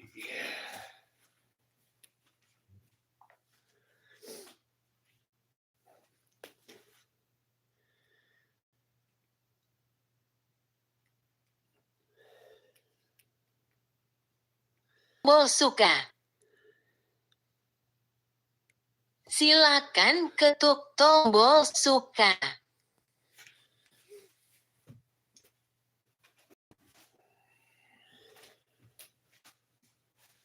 Por favor, pulsa el botón me gusta.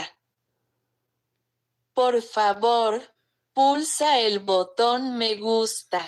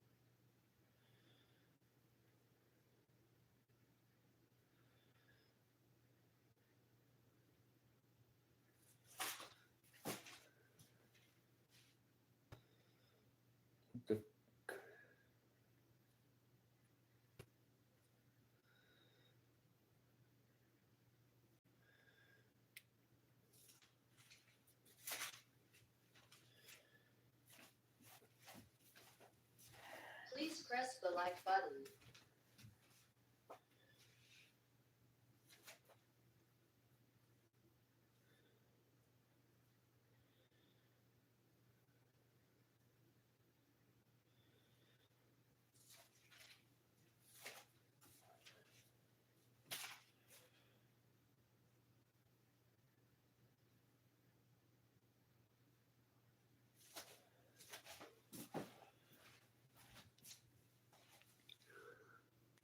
Sila Tekken Booting like. Sila Tekken Booting like.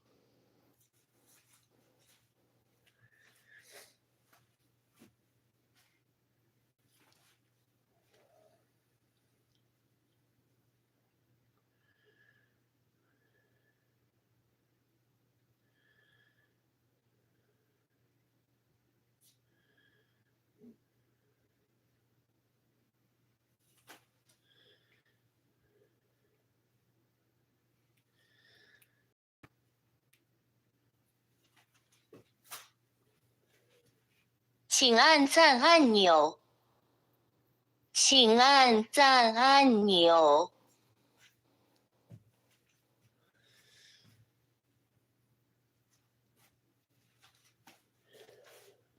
Silakan tekan tombol suka. Please hit that like button, everybody.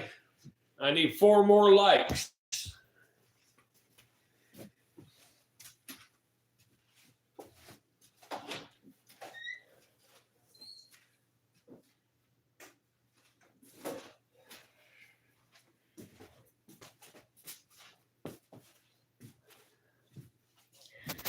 Well, where else on the damn internet tonight can you see a cobra that looks like that live? I know you can go find pictures.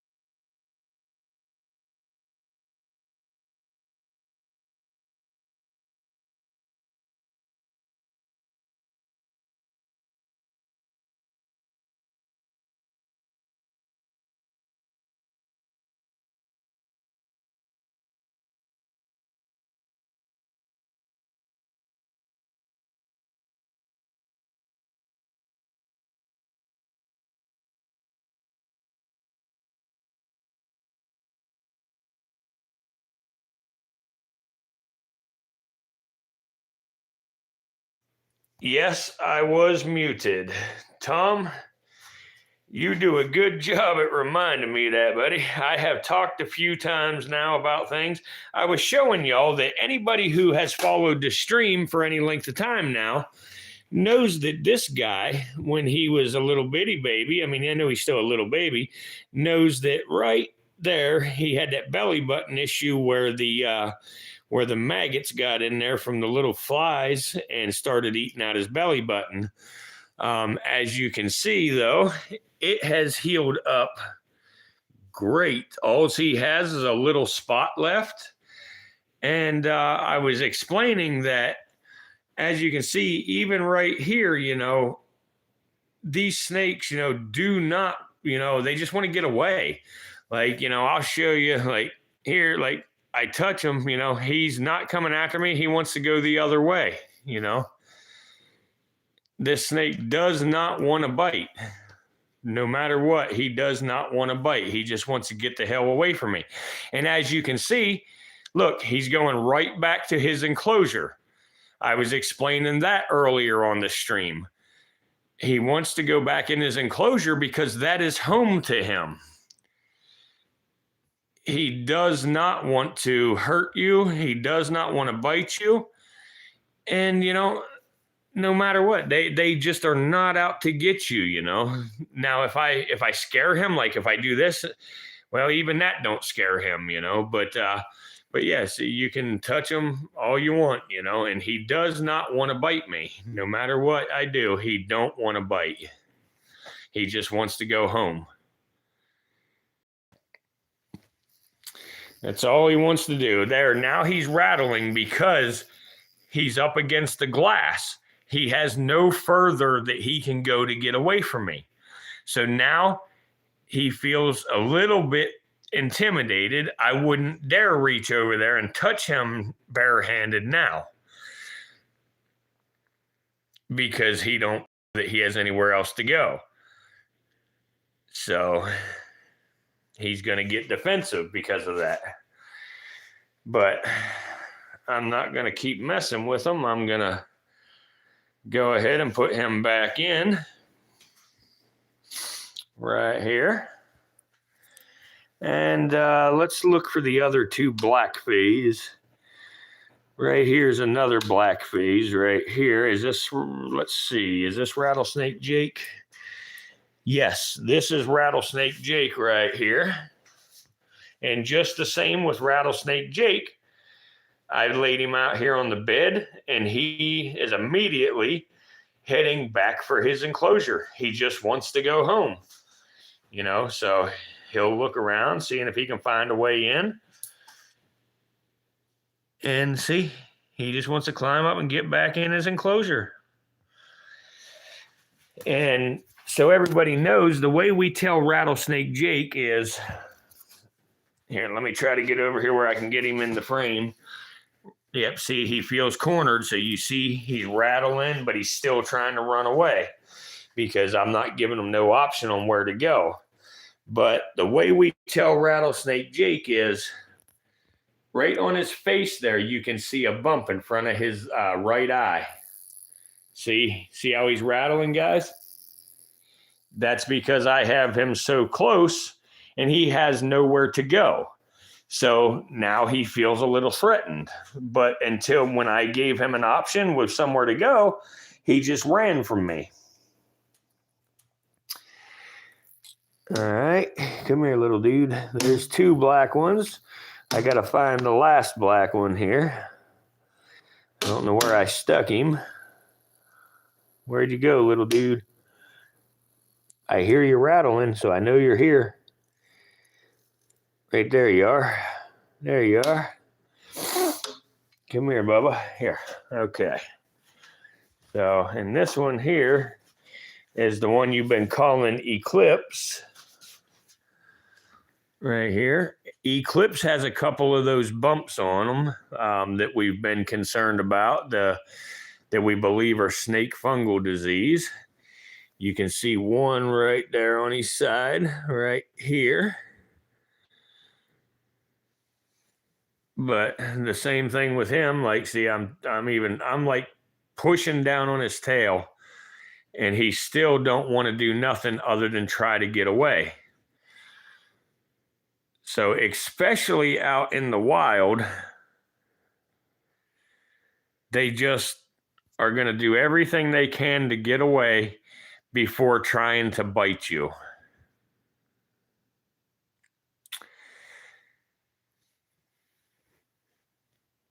And there, right there's a close-up of the baby rattle. Well, kind of a close-up. It's a little tough because he moves so darn much, but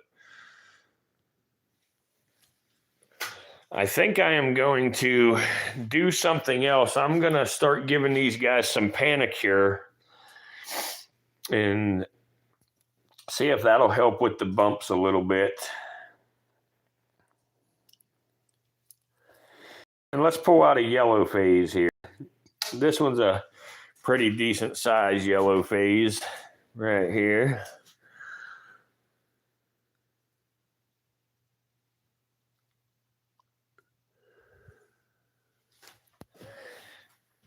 And now, just so everybody can tell, this snake is doing exactly as the others did, going immediately back to the enclosures, looking for a way to get back in to where they call home.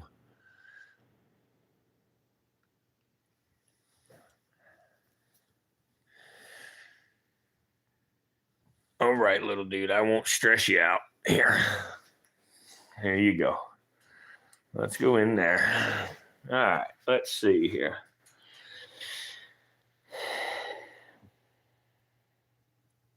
There's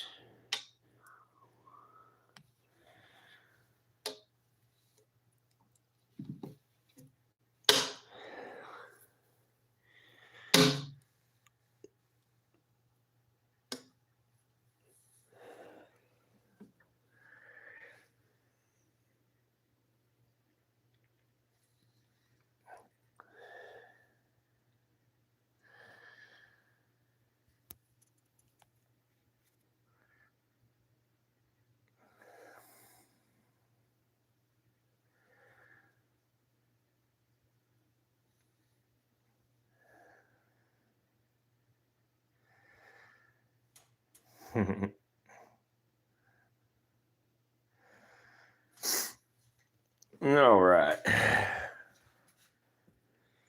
Yes, Sue. Yep, exactly that. Yes, Panicure as in the wormer.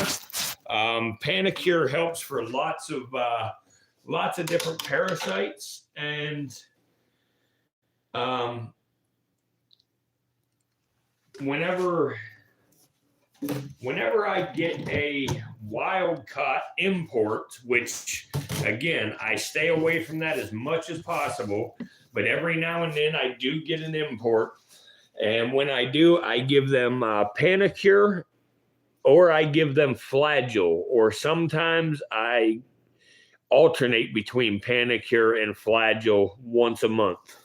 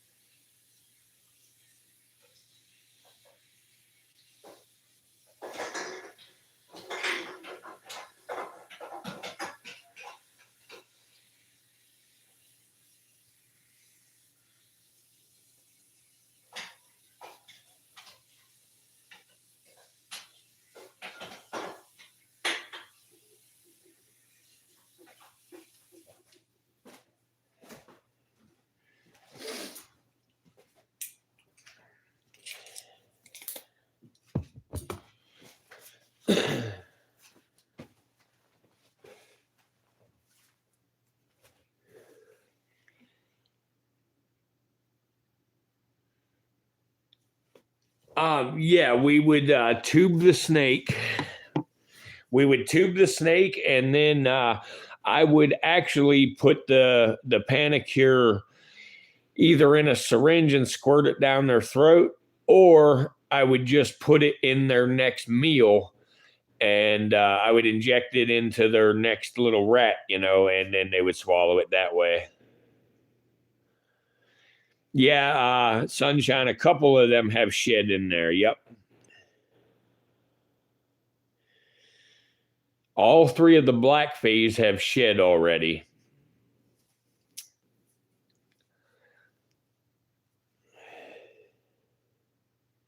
You want to see that shed? All right, let me try to get it out of there.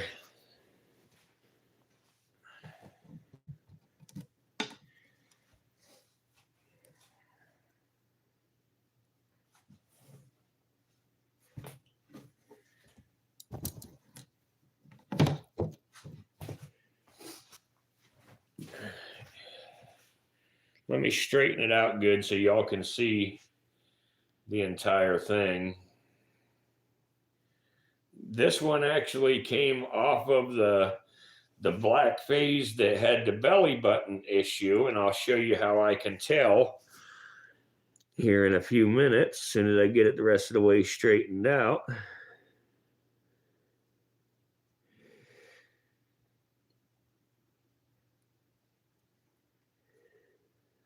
Well,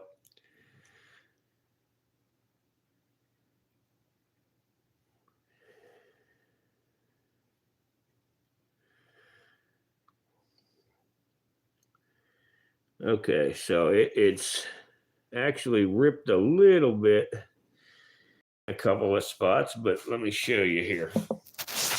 Holy crap, Luna. It's okay, girl. I'm not going to mess with you. I'm doing something else here. All right, guys. So this is the shed. And right there, what you're looking at is the eyeball. That's called the eye cap. That goes over the eye. And then right here, you are looking at the ventral side, which is the belly side of the shed. And as I was saying, as I was getting it out, we can tell you this is the one that had the belly button issue when it was the first couple of days old. Here, let me straighten it out enough. Okay, and the way we can tell is right there is the torn out area, from when he shed. So now when I flip it over to the top side, you can actually see the snake pattern on this shed. No, I don't keep all of them. I keep a couple now and then. I've actually been thinking as the channel grows, I thought about when I get full sheds that haven't torn or nothing, maybe I would, stuff them with polyfill or something like that, and, maybe give them away now and then. But I'm going to show y'all when I have talked about subcaudal scales in the past.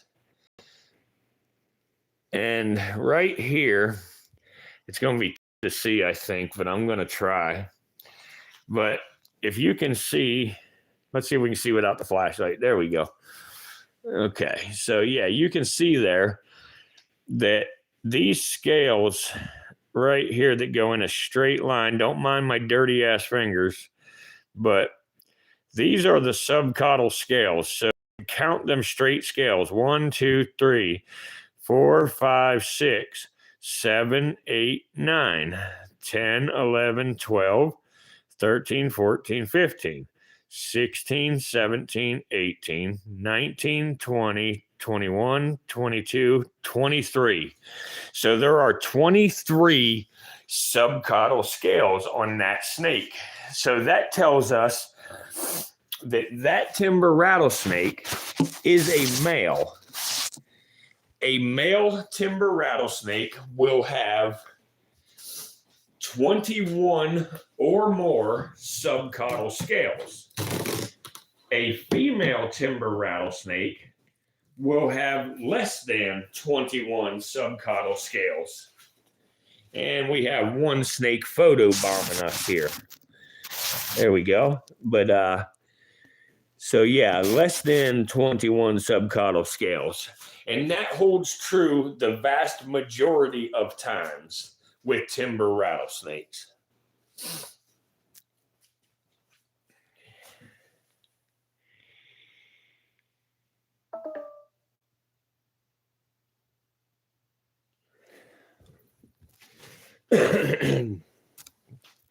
Hi, everybody. Please double tap center of that screen. Give us a thumbs up. We're trying to get to 25 likes. Can y'all help us get there, please? We only need 3 more. If some of y'all can help us out, give us 3 more likes. I'd really, really appreciate it. It doesn't take you any extra time. It doesn't cost you anything. It pays off tremendously for us. We're a very small channel. We're not monetized. We don't take money. We don't ask for donations, none of that. We simply ask y'all to give us a thumbs up. So while you're in here, please double tap center of that screen and give us a thumbs up. Where else can you see a whole enclosure full of baby timber rattlesnakes at this time of the night? And a blizzard monocled cobra. And if that ain't enough for a like, how about an albino monocled cobra? That's got to be worthy of a thumbs up, guys. Come on. Double tap center your screen and give us some likes. We need to get to 25. 25 will help bring more people into the stream. It'll help bring people into our future streams. It helps the channel grow. Again, it pays off in many, many ways for us.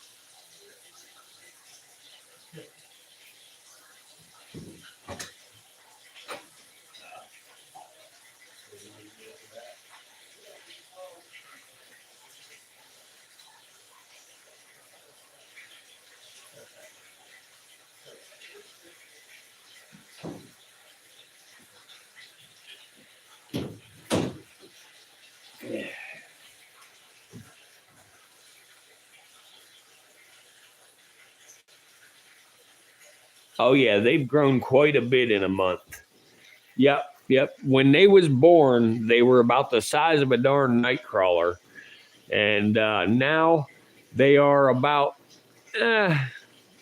probably about 13, 14 inches in length. Oh yeah, Luna wants to eat the rattlesnakes for sure. Yeah, Luna would love to eat a rattlesnake. I can't let her do that though. For more reasons than one. Number one, just because I could not bring myself to feed her one. But number two, the snake fungal disease that we have to worry about with the rattlesnakes can be spread to other species. So we have to be very careful. That's why after touching these snakes with the hook and with the those feeding tongs that I have been going in and washing them in between every single time. You never want to, go from one snake to the other with the same tools because of cross-contamination. Yeah, they're definitely getting a lot bigger around. Here's a good example of that, Sue, the one laying right in the front here. This little hook right here is actually skinnier around than the snakes now. And this hook is probably about twice the diameter of a number 2 pencil.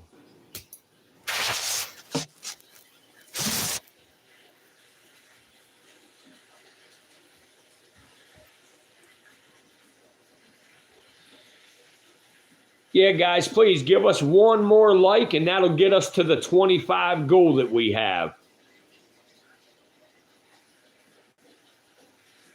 Just double tap the center of your screen or hit the 3 dots in the upper right corner, and that menu will drop down and the thumbs up is in there. It would really help us out tremendously. One more like, guys. Come on, help us out. There's 35 of y'all watching, 45 of y'all watching. Somebody here has to like it enough to give us a thumbs up. Come on, guys, help us out here. It don't take you no extra time. You don't got to go out of your way. It don't cost you nothing. It pays off tremendously for us.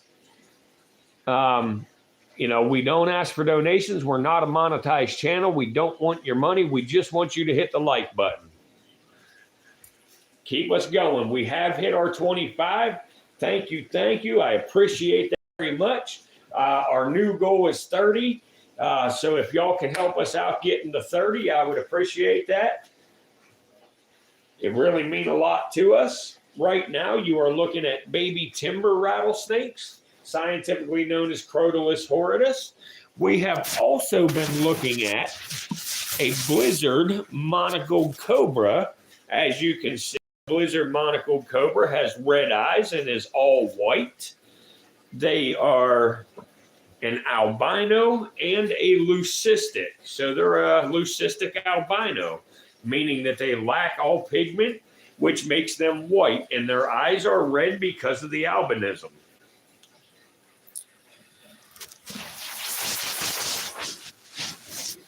And a normal albino monocled cobra looks like this guy right here. His name is Bob.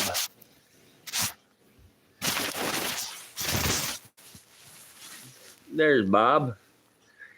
And Bob has red eyes, but Bob has a lot of orange on him and a lot of yellow on him. He is not quite as yellow as he's showing up in the video. But he does have some light yellows. Hey, folks, we've got 45 people watching. Can y'all please get me up to 30 likes? I would really, really appreciate it. It helps me out a lot. If y'all was having a live stream, I would come in and hit the like button for y'all. So please help us out and hit the like button. It means the world to us when y'all hit the like button and help us get this out to a bigger audience.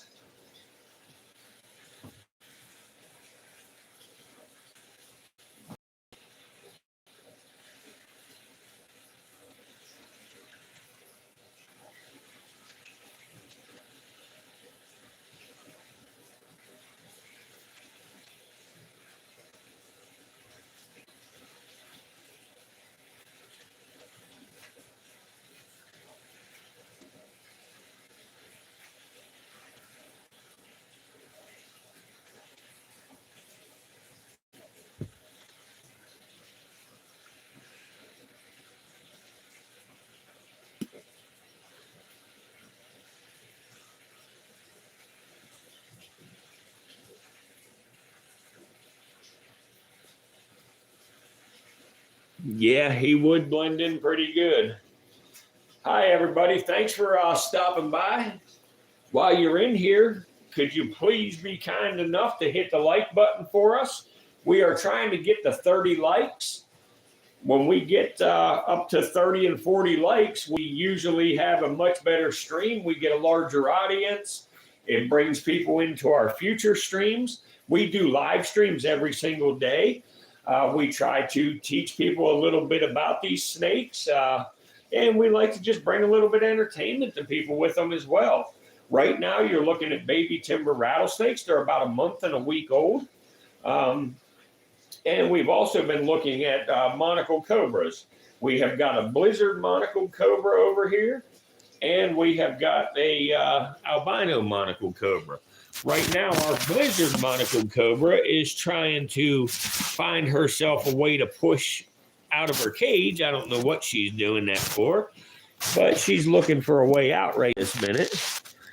She thinks she has found something worth pushing on, but I hate to break it to her, but she hasn't found anything good. A blizzard monocle cobra is a cross between an albino and a leucistic.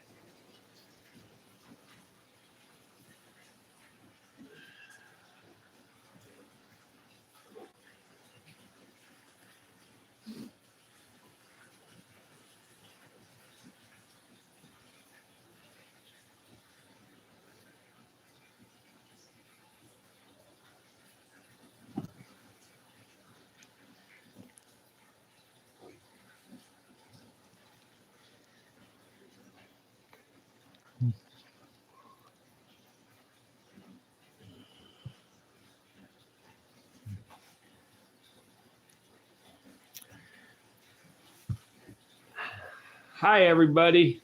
There's 44 people in here, and we've only got 24 likes. Can y'all help get me up to 30 likes, please? All right, Sunshine, I'll see you in a little bit.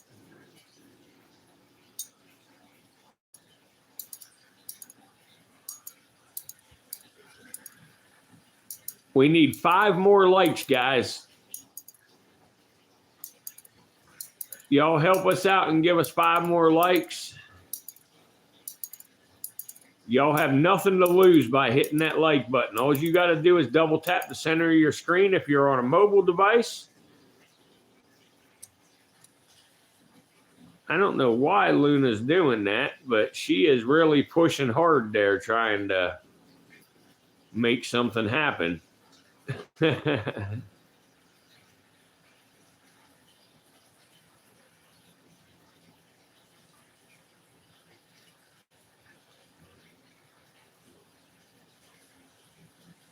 All right, Sunshine. Well, you go to bed then. We'll see you tomorrow. Thanks for coming.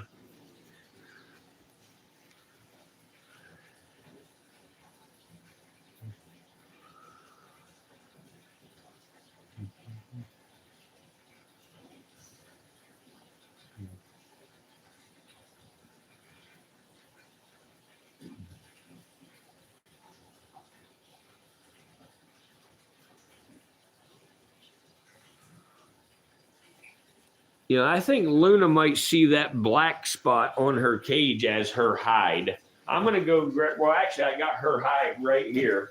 So I'm going to put her hide in there and see if that's what she wants. I don't want her to rub her nose too much and make it raw or anything. So I'm going to put her hide in here. And if she decides to go in it, we'll just have to watch Bob and the rattlesnakes for a little bit. Because Luna is pushing for a reason here. So let's see here. I'm sorry, guys. I knocked you over. All right, Luna.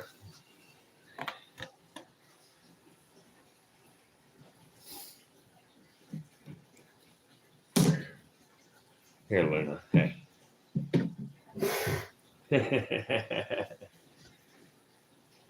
There you go, Luna. Is that better, girl? Is that better, girl? Yeah.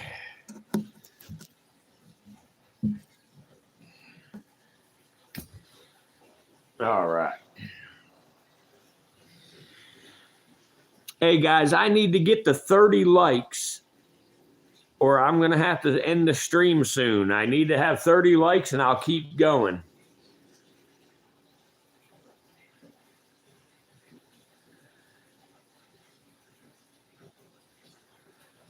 Yeah, she definitely was trying hard, you know. And like I said, I didn't want her to rub her nose raw because, you know, when they get a scab and stuff, they end up getting a scar. And I just don't want her to have scars on her nose or hurt herself.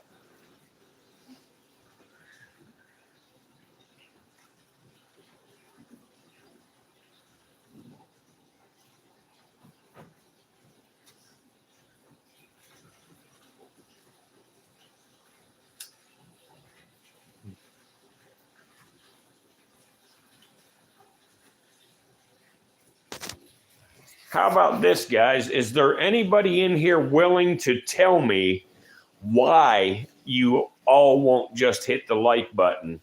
When you're in here watching, is there a reason that you don't hit the like button for us? Like, I'm cool with it. I'm cool with it. Any answer you give, I'm just genuinely curious why people don't just hit the like button. Anybody willing to answer that question for me?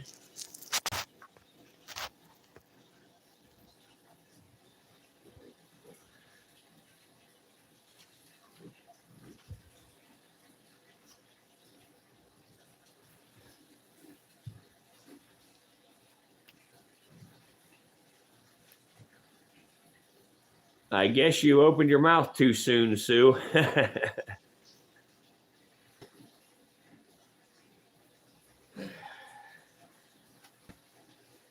Oh, there they are.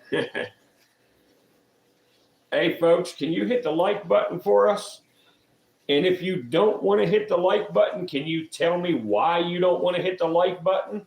It would help me improve on this. I would really like the feedback, and y'all let me know why you will not hit the like button or why you did hit the like button. Because if you tell me and I'm doing something that you don't like, I can change that. Or, if I do things that you do, I can do more of it. Your feedback would be greatly appreciated, whether it's negative or positive. It doesn't matter to me. You can tell me anything you want to tell me, and I will take it as constructive criticism. So please, y'all, let me know why you don't want to hit the like button. Or go ahead and hit the like button if you do want to hit it. I'd really appreciate it. I'm trying real hard to get the 30 likes tonight.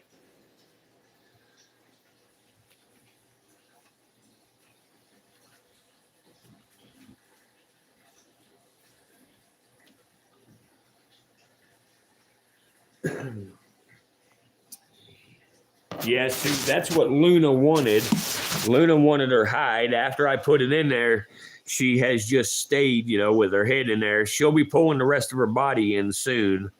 She's probably moving the bedding around in there, getting it ready. And of course, all of these guys are, being mighty active. These guys are timber rattlesnakes, scientifically known as Crotalus horridus. These are a venomous pit viper found throughout the eastern United States.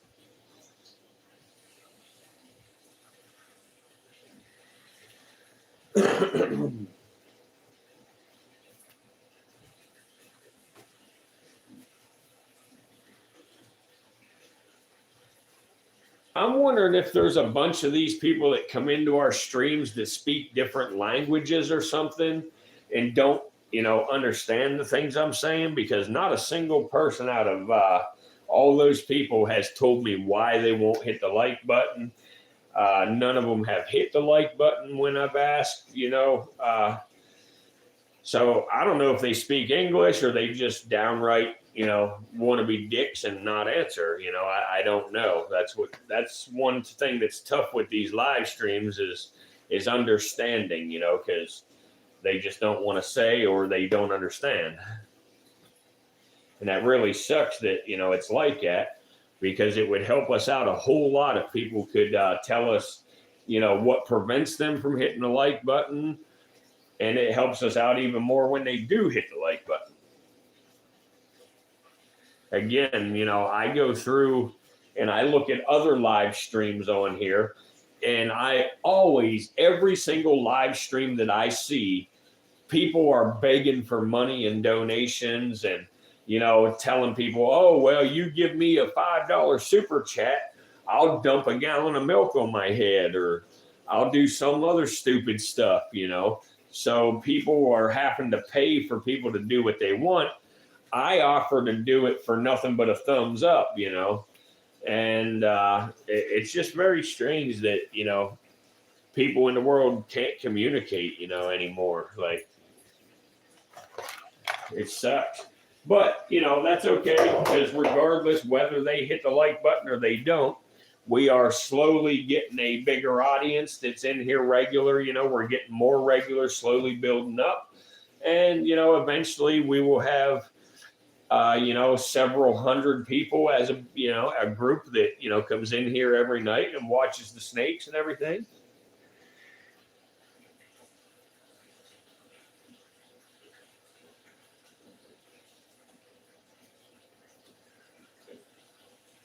Yeah, we have no idea, whether the people don't speak our language. I have tried doing translations to Indonesian, Chinese, Spanish, Malayan, and one other, and I can't remember what it is.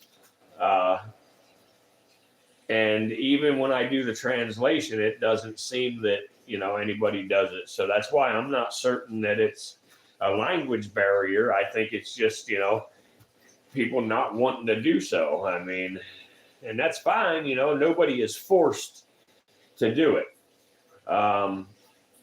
But myself personally, if I'm watching a live stream, I out of respect, because I know people put their time and energy into it and stuff, I out of respect hit the like button for them, even if I don't plan on staying there long. Even if I just go in for a second, I hurry up and give them a like and move on, because it doesn't do anything to me, if I give a like or not. So why not do it to help somebody out?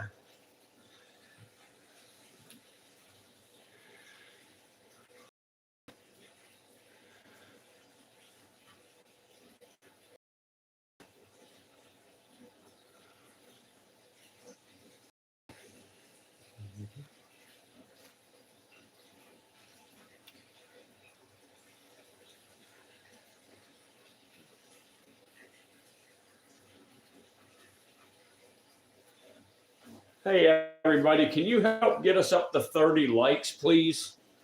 We need 5 more people to hit that thumbs up button to get us to our goal. It'd mean a lot to us if you would help us out. Not only myself here at the Virtual Reptarium, but also several of our regular viewers would really, really appreciate it. Because, again, it helps bring more people in. It gives the viewers somebody to chat to, It gives us somebody to, teach some stuff about these reptiles. It does a lot of stuff for us.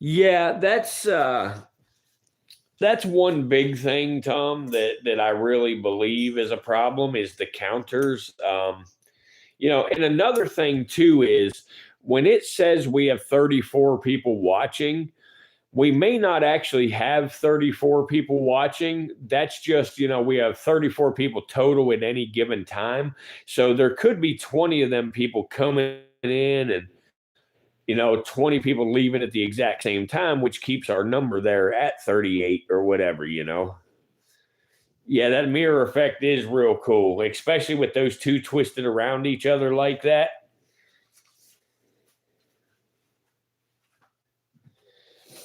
But like I say, I'm not disappointed at all, because our streams have been growing.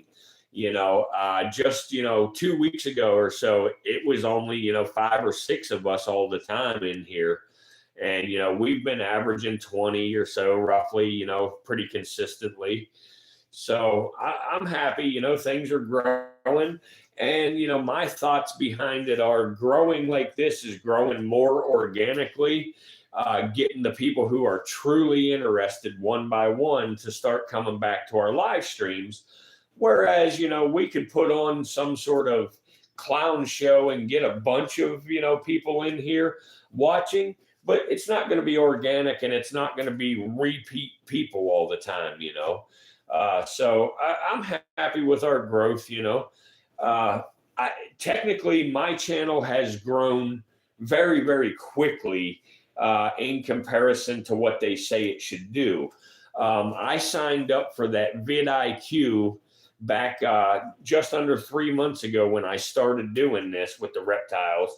Like I said, I have started my channel years and years ago, but I never posted. I did not have my channel as a content creator. I just had my channel, just to be able to watch YouTube videos, and I signed up for that YouTube Premium and all that, but I literally started posting stuff just under 3 months ago. And we, in that 3 months time, I joined vidIQ, which is a program that is supposed to help you, making titles and all that stuff for your videos, which I found vidIQ does not do much for you. It's not worth the money, but they did say that I would hit 1,000 subscribers by October 26th of 2025. Well, I am more than, 2.5 times that amount of subscribers already.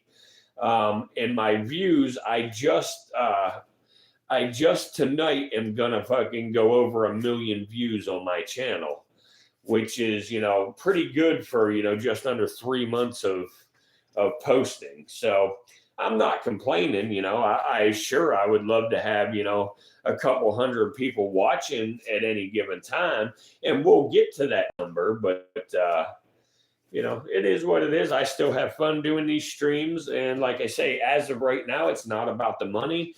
One day, yes, we are going to take donations, and we are going to become monetized on this channel one day, but it's never going to be, first thing about money, it's always going to be about the reptiles first and stuff.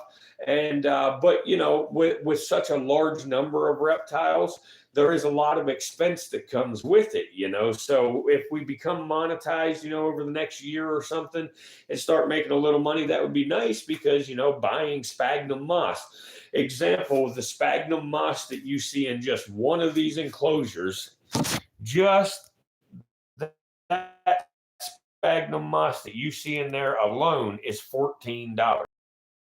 You figure, I have a couple of hundred snakes, so you do the math. Every time that I put new sphagnum moss in every enclosure, I'm over $3,000 worth of sphagnum moss. It's pretty expensive, to do this, to have this hobby. Now, yes, I can use paper towels, I could use newspaper, I could use all kinds of different stuff that don't cost as much for my substrate, but in my opinion, it's better for the health of the animal and better looks and everything, to use this sphagnum moss.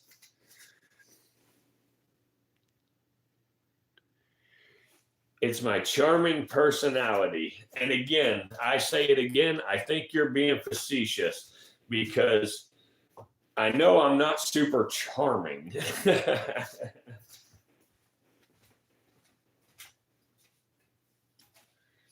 Maybe it is that charming personality that is stopping us from having hundreds of viewers already.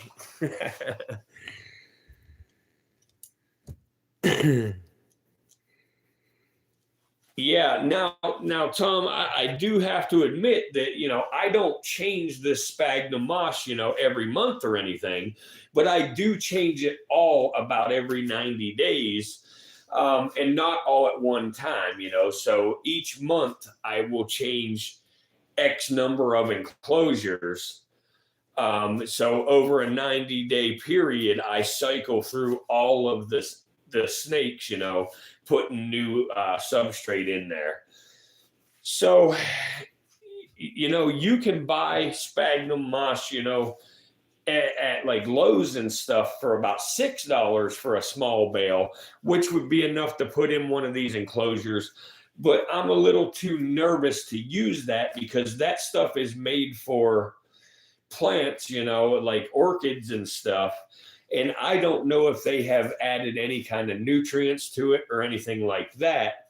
And I don't really trust to just read the packaging and say, oh, okay, because maybe it comes from a factory that does, some that they put nutrients with and some that they don't. And there could be cross contamination there and stuff.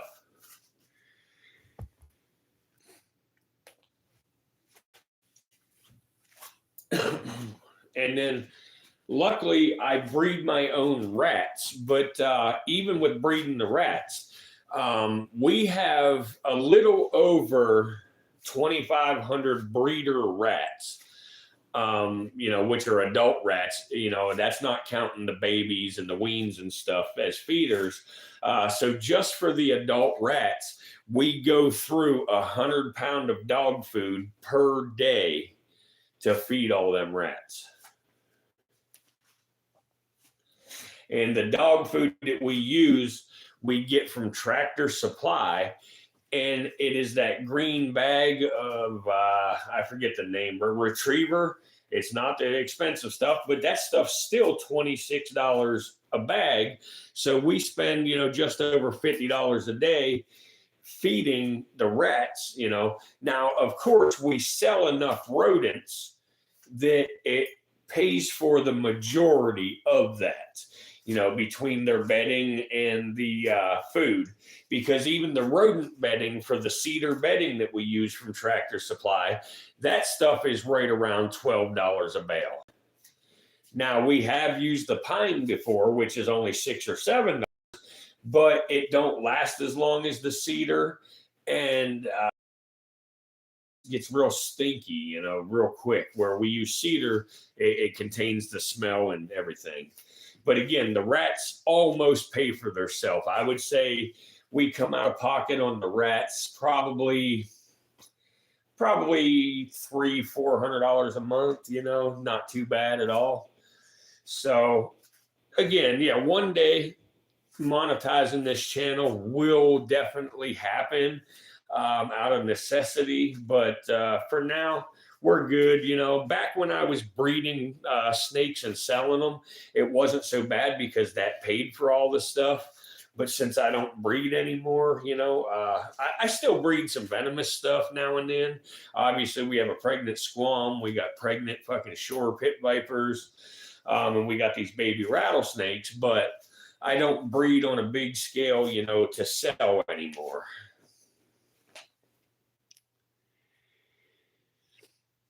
But yeah, it's still a feed, so it's, it costs a little money, but, in the end, it's all well worth it. It's, at least to me, it is.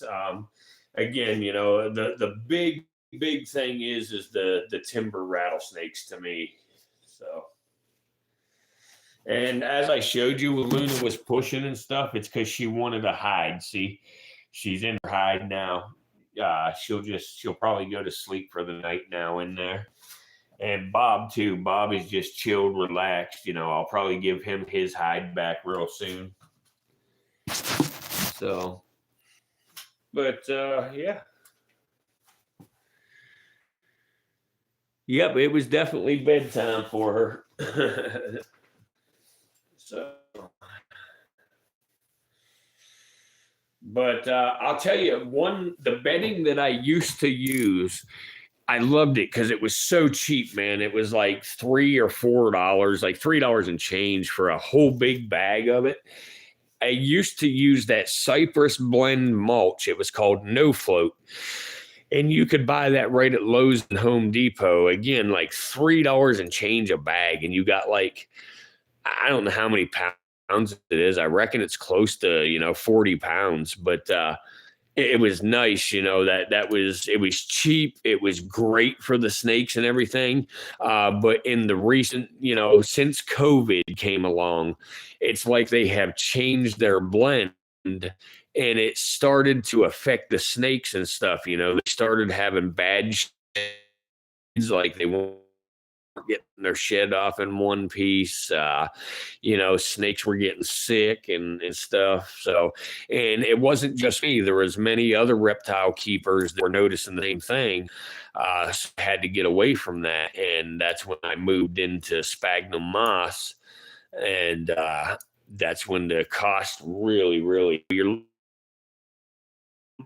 clean it out real good. And then I take the old sphagnum moss and I put it out for the chickens in their nesting areas.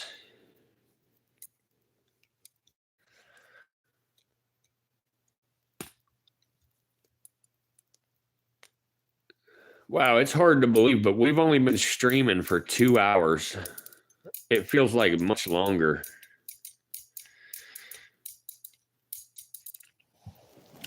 There we go.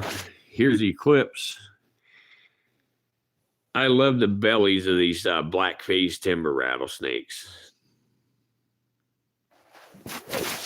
Yeah, it works great for reuse, I at one time thought about doing it for the rats, but the only reason I don't do that is if I have a snake that's sick and I don't know that it's sick, and then I put it in there with the rats have babies, and I feed one of them baby rats to another snake.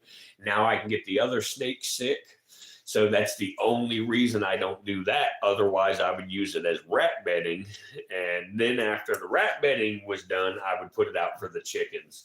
But, I can't risk it, Sue, I have tried pine straw with the rats before. And in the summertime, that is fine. It works okay. It's not real absorbent, but it works okay. I do use pine straw for the chickens as well. And I have used pine straw for some rattlesnakes. Like for the eastern diamondbacks, I have used pine straw. And for some of the pygmy rattlesnakes, I've used pine straw. I don't know how well pine straw would be for, cobras and timber rattlesnakes. Timber rattlesnakes really like the hardwood forests. They will be found in the longleaf pine areas down south, but up north, they're always in the hardwood areas. What's up, Sunshine? You're back. Hi, folks. Thanks for stopping in. While you're in here, can you please hit that thumbs up button for us? Please try to get us to 30 likes. We're really trying to hit 30 tonight. Right now, you're looking at timber rattlesnake babies. They're a month and a week old. Still little tiny babies. Some of them have shed for the second time. They're getting big. They're about 13 to 14 inches long. They are about as big around as 3 number 2 pencils, roughly.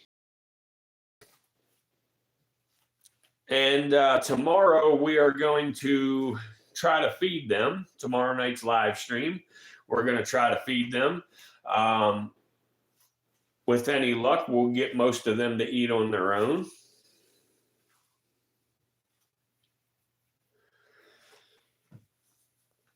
Yeah, we're at 26 likes now. We need 4 more likes to hit our goal of 30. I'd really appreciate if some people could help us out with that last 4 likes we need to get to 30. It would mean a lot to us. As I've said several times now, in case anybody wasn't in here to hear it, we are not a monetized channel. We are a small channel. We've only been posting for about 3 months now. Our channel is older than 3 months, but we did not start posting videos till about 3 months ago. So we are not monetized. We don't take donations. We don't ask for donations. We don't ask for super chats. We don't want your money. We want you to hit the thumbs up button to try to help us grow this channel. We want to get more people to subscribe to us. We want to get more people in here on our live streams. And it helps bring people into our future streams. So by you hitting the like button, you help us in many, many ways. Even if you only plan to be in here for a minute, please hit that like button. You have nothing to lose. It costs you nothing and pays off a lot for us. So we do you a favor by bringing these live streams to you to try to give you a little education and a little entertainment. You can help us out by hitting that like button. And if you don't want to hit the like button, maybe you could drop us a comment and tell us why you don't want to hit the like button. We will not be upset by it. We don't want to argue or nothing about it. We just simply would like to know what prevents you from doing so. Is there something we can change that would make you like it more? Is there something different we could do that would appeal more to you?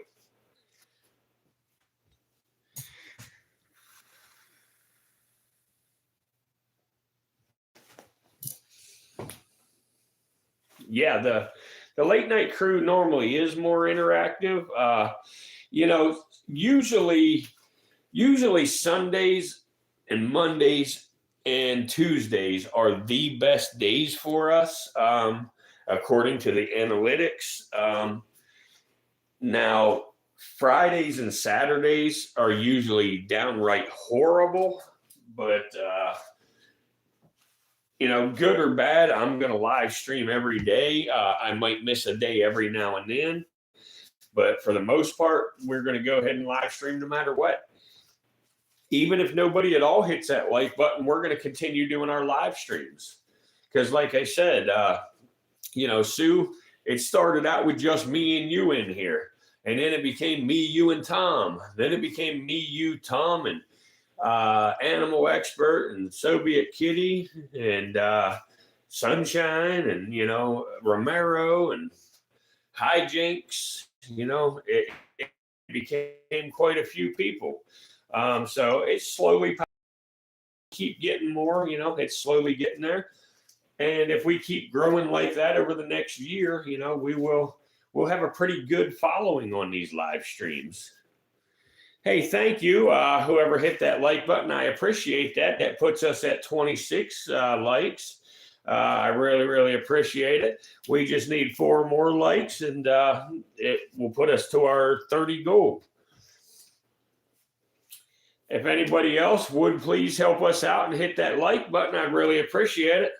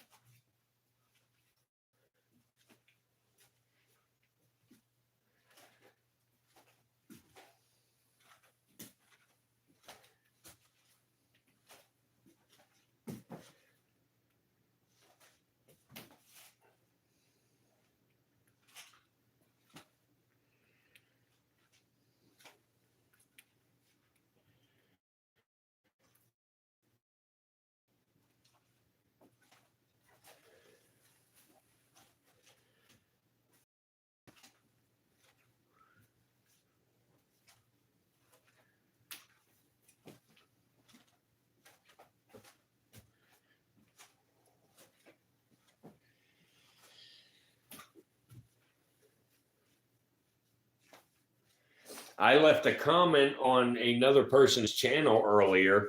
It's Heavy Duty Country is the name of the guy's channel, and he basically talks political stuff and conspiracy theory type things. And I left a message for him because I watch his content all the time.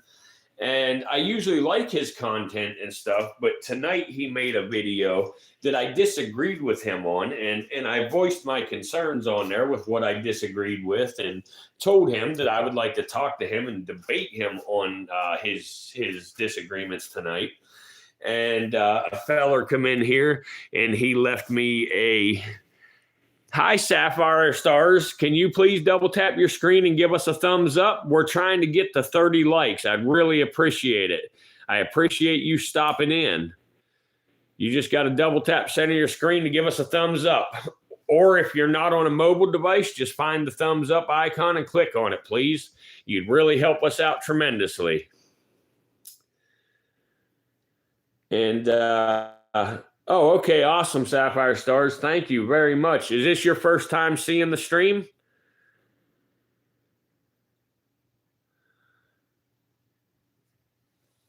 But anyway, with heavy duty countries, I told him I'd like to debate him on there. But anyway, somebody had, and I told him, I'm a reptile channel and stuff. Well, Sapphire Stars, I appreciate it. Hopefully you'll come back on our streams. We live stream every day. If you're interested in this type of thing, we share several different snakes.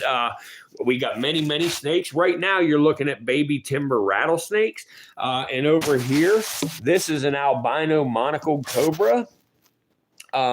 We live stream every night, and most nights I show different snakes each night. Tonight and tomorrow will be these same snakes because I'm not home. I brought these guys with me to be able to do the live stream. But we live stream different snakes. I get into in-depth, conversations about them. I teach you a little bit of things about them. Maybe some people can teach me things, but I explain stuff about them. I do live feedings.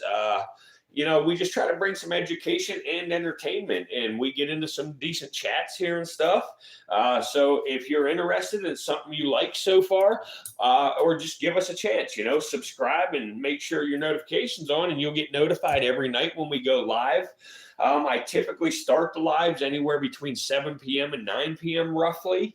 And then we live stream all the way through until early hours of the morning like this, usually every night. I'm usually on here talking. Every now and then I have to do something else and walk away from the camera, but I leave the live stream on, and I'll usually monitor in the chat and be able to chat back and forth with y'all in the chat. So I really appreciate you coming in. Unfortunately, we had another one here too, and she's in her house now, but it is a blizzard monocled cobra. Disturb her right now because she just went in her hide. She was pushing a little bit on the sides of the cage, and I don't want her to hurt her nose. She was ready to get in her hide, getting a little stressed out, and I don't want to stress her out, so I'm not going to get her back out right now to show you. I am sorry for that. But again, join our stream again, tomorrow, and you'll get to see her. She is all white with red eyes. She's a very beautiful specimen. We got many specimens. We have everything from gaboon vipers to king cobras, forest cobras, all different types of rattlesnakes, blue insularises, yellow insularises, rhino vipers. We got squams, variable bush vipers. We've got West African bush vipers. We got green mambas, black mambas. We got all different kinds of reptiles. We also have bearded dragons and tortoises. If you check out some of my short content, you'll be able to see, some of the tortoises and other snakes on there. And that's just a small example of all the reptiles that I actually have. We're a new channel. The channel itself is not new, but we've only been posting for just under 3 months now. So we're still growing, and it's going to take a while to and stuff, but we are looking for people, like yourself that, find a little interest in them and, like to come in and chat with us and learn about them and just, check in on them. We let our viewers name the snakes. We do live feedings and stuff. So we do lots of stuff here, so check us out some more even and hang out as long as you want.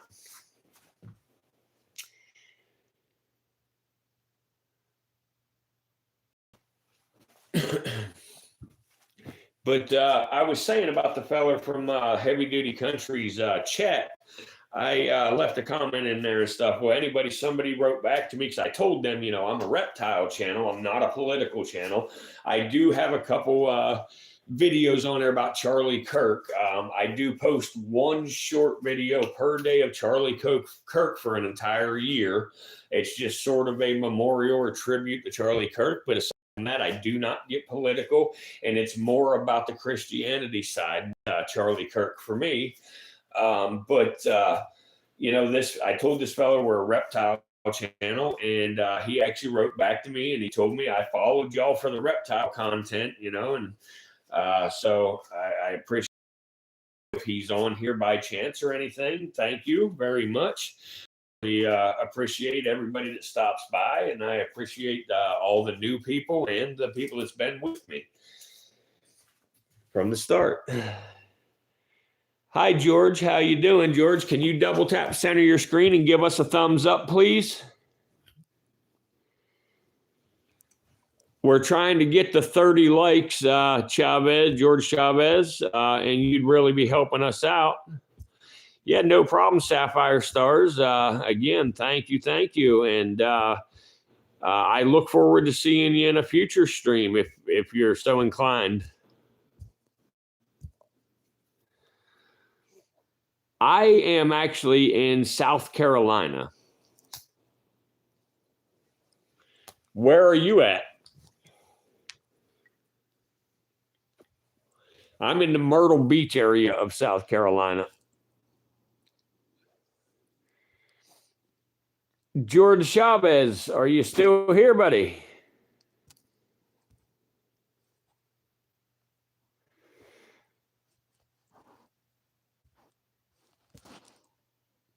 You're in Ontario, Canada? Oh, cool. We actually have another girl, another girl that comes in here, and she goes by Sunshine Angel Fairy, or her other name is, let me see here. I don't want to get it wrong. Sammy Shy Girl. She's from Ontario as well. Do you know her?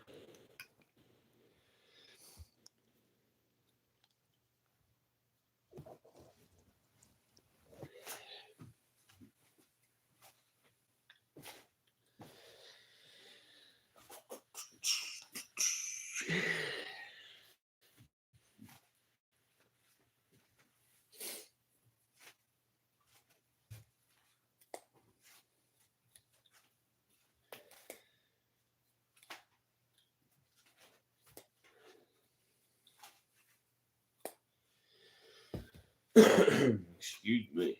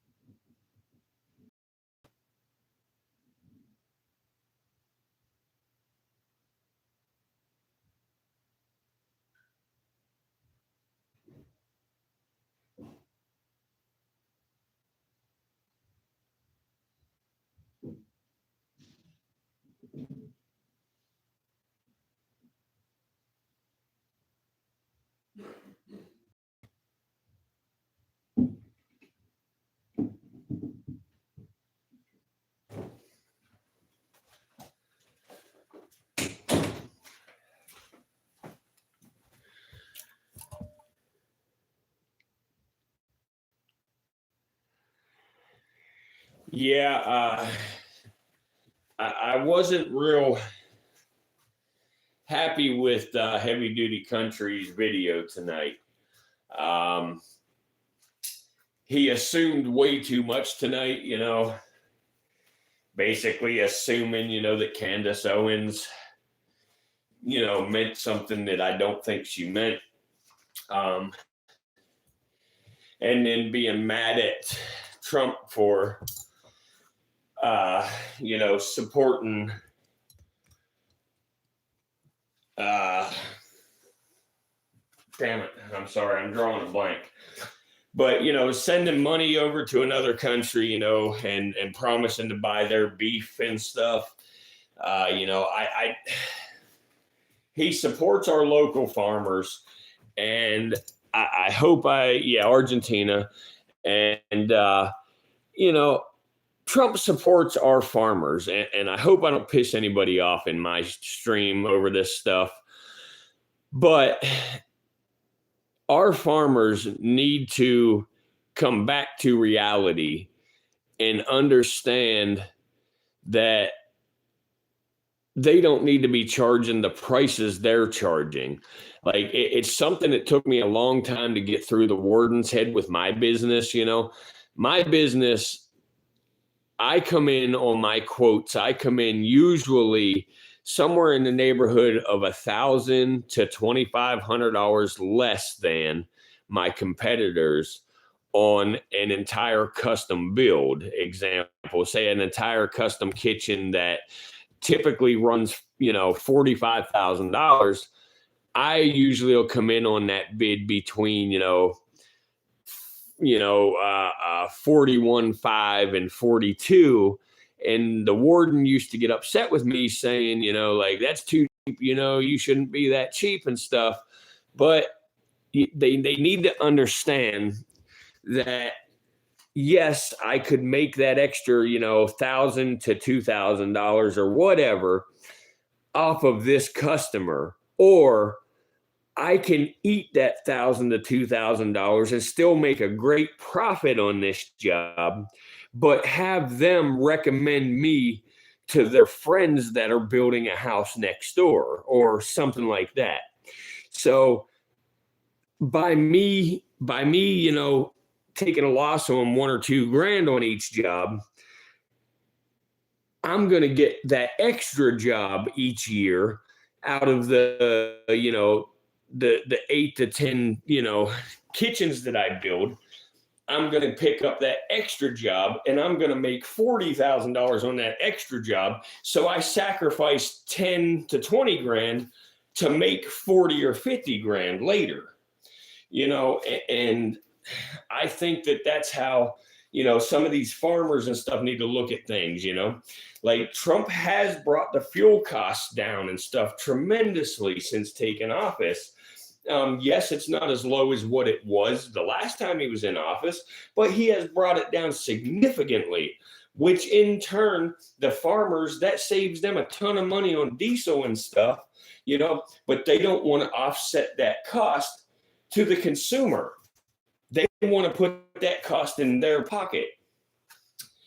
And, people, with some of the things Trump does, and I don't agree with everything Trump does, I'm not saying that, but a lot of people want to pick apart the things Trump does, and they don't want to look at the overall picture, like the tariffs. Oh, tariffs are horrible. They're just going to put that cost on the consumer. Yes, you might be right. That's going to happen. But the incentive to the tariffs is it's saying, look, if you're going to manufacture outside the U.S., we're going to charge you to sell into the U.S. Move your company to the U.S. I'm sure you do, Sapphire Stars. I understand too, and I respect your feelings as well. I'm not one of those guys that, just want to say, oh, you're fucking wrong and hate you for it and stuff. That's not me, man. I respect everybody's thoughts, with it.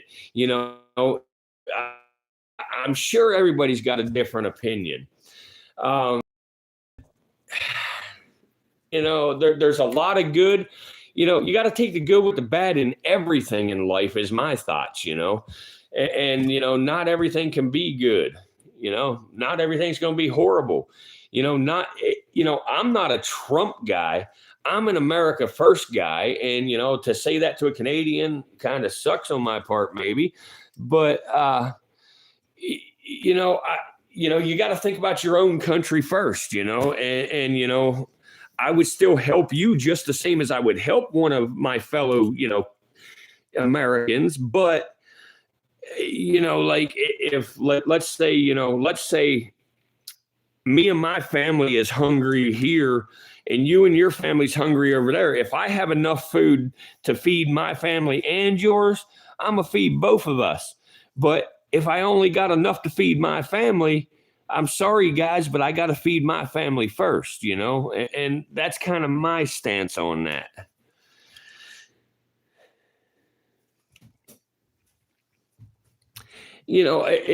it's tough, you know, to talk about this kind of thing on here, you know, because I don't want to upset, you know, my viewers and stuff. I don't want to run people off, you know, because of my views or anything. But I want people to understand that just because I have the view I have doesn't mean that I don't respect the view you have.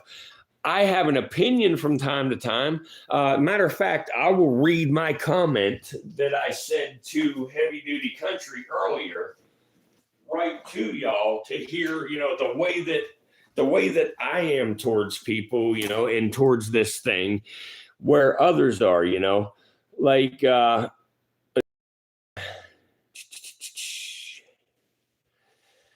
me find it, and then I'm going to read it to you.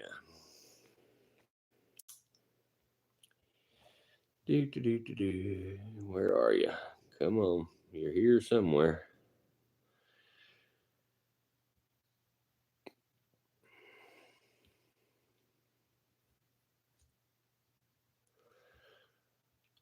Jesus, there's a lot of comments to try to find it. There's got to be a quicker way. Let's see here.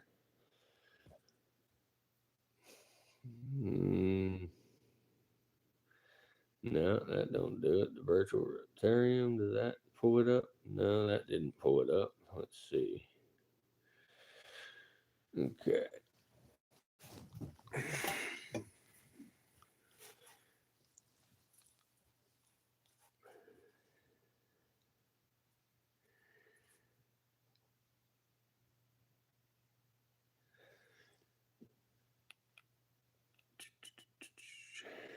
Let's see.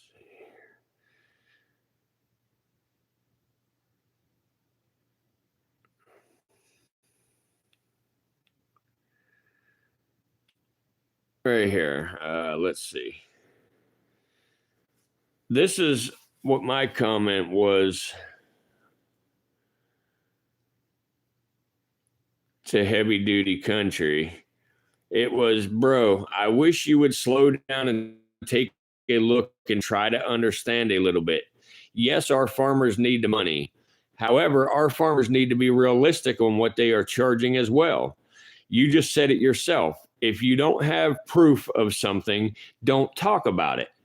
And you were a cattle farmer in another part of your life, bro, like you just said, you're 45 at the maximum. And please don't take this as me wanting to argue, because I like you and I like your channel, but you definitely have went way off the rails on this one. And I must expand a little bit. Trump has always been America first. Him helping Argentina is not and will not cause any negative impacts to the United States.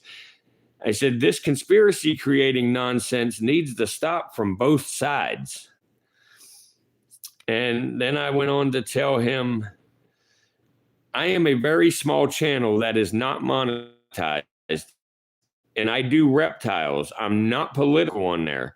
I do put one little clip of Charlie Kirk every day just as a way to tribute him, but I don't personally get political or nothing on my channel. My channel is about reptiles, but I would so much love to debate you on the topic specifically in this video of yours. Again, I like you and I like all of your videos except this one. So that's the way I, you know, take a stance on something. You know, I'd rather talk with somebody, and, you know, like you, Sapphire, you just said you have a different view than I do, you know, but you didn't mind hearing, you know, my point of view on things as an American, you know.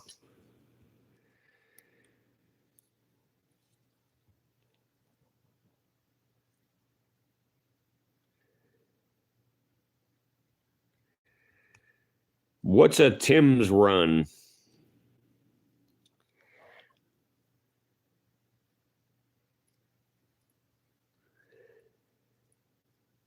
Yeah, I understand, you know, having mixed feelings about it, you know, and I can absolutely see the other side for sure, you know, because when I first heard it, you know, I heard it in passing. I was working, and it was just something I heard on one of the news channels or something I was listening to. And at first I was kind of like, what the fuck? And then I looked a little deeper into it, and that's when I formed a little bit different of an opinion on it.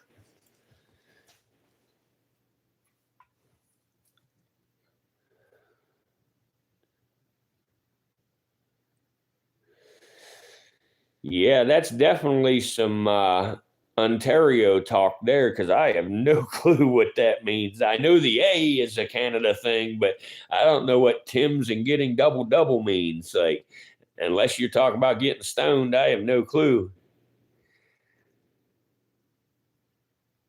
Tim Hortons? No, I have no idea what that is, Sapphire. Oh, is it a convenience store or something? Or like a Dunkin' Donuts or something?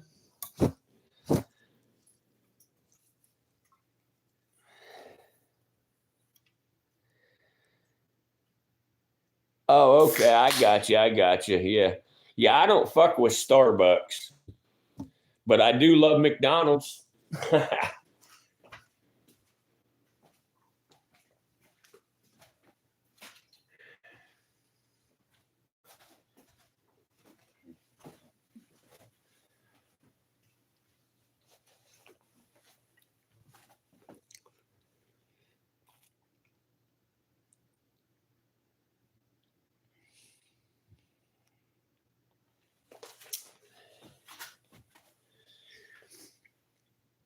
Oh no, we lost a like somehow. What the heck? Sunshine, did you try to like the stream again or something when you came back?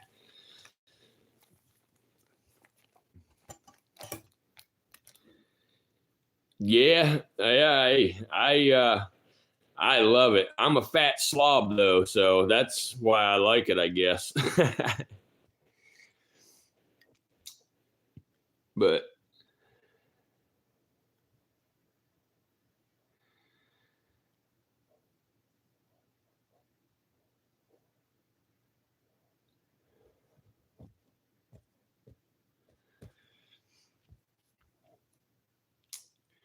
see, Sapphire, I told you find some stuff. You find some stuff to like around here on this stream. You find some people to talk to, some snakes to look at.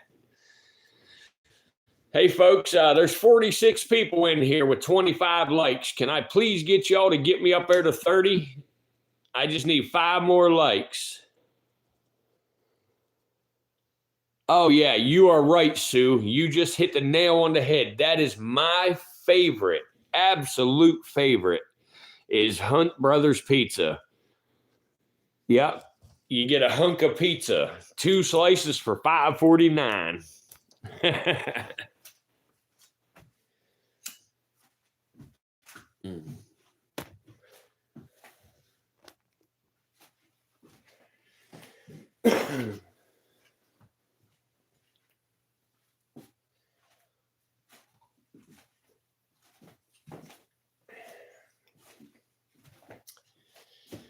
But hey, y'all, I'm going to talk to y'all in the chat. I'm going to mute this and talk to y'all in the chat because I'm fitting to get in the bathtub and soak for a while. Sapphire, I appreciate you coming and visiting and checking us out and talking with us. Welcome aboard. I hope you come back to some more streams in the future. We certainly like you so far.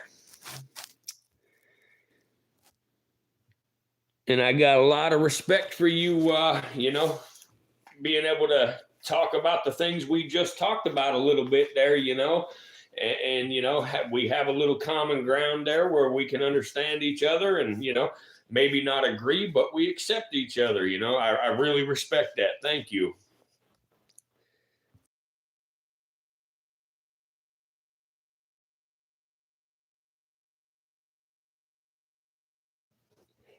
That ain't even funny, Sue. I done busted 2 fucking phones in the last couple of days. Check this out. Like, I busted the shit out of this one and another one just like it, all in like 2 days.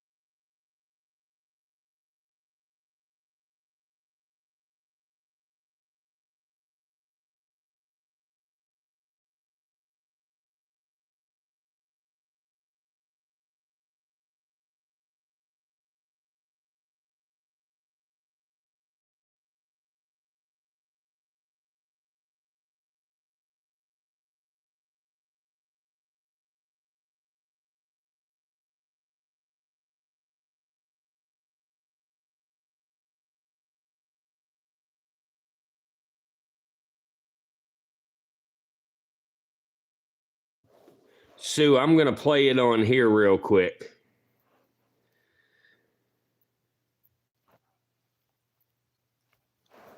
Okay, boys, I'm very excited. Thanks for doing this. This Who's Got Your Belly? Take one. You start her off.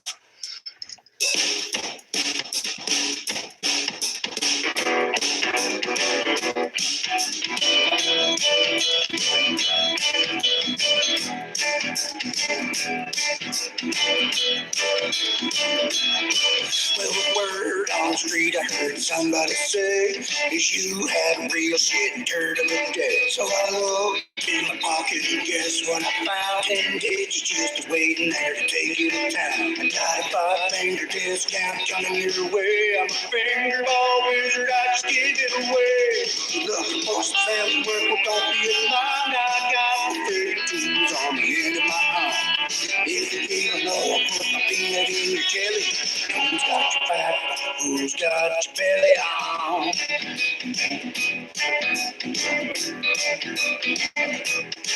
Well, people got milk and people got game. They're both refreshing, but they're not the same. When my baby gets my belly, she sets me on fire. If the pride is feeling hurt, it's 'cause there's air in my tire.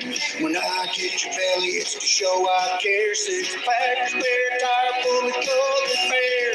You looking for some belly work, but don't be alarmed. I got the 32 on the end of my arm. Games and overtime, someone broke the telly.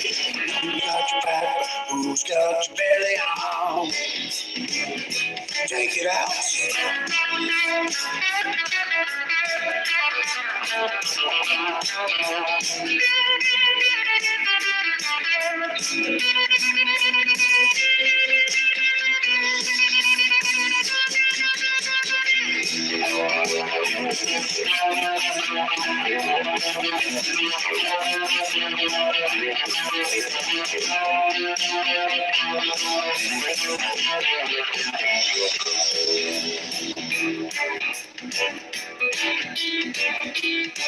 Well, butter my butt and call me a biscuit. You got a problem and we're gonna fix it. You gotta aim below the tips above the bell with just the right pressure so you don't leave a well. Like single file, you all know the drill. If the level don't get you, then the right will. Looking for some belly work, don't be alarmed. I got the 32s on the end of my arm. Got this living how you just give us belly. Who's got your back, but who's got your belly? If you're feeling sick, I'll get you feeling welly, welly. Who's got your back, who's got your belly? You're going for the curtain, all that's open is the belly. Who's got your back, but who's got your belly? You might be pretty clean, but you're terrible at study. Who's got your back, but who's got your belly on?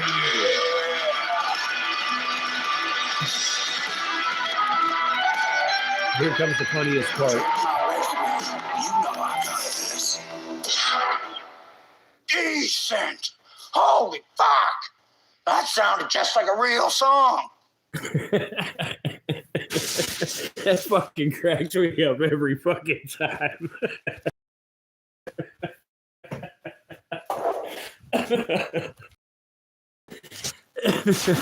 Every fucking time I listen to that last part of that thing, it gets me. But you're right. It's kind of like the old school Beavis and Butthead shit. Oh, God.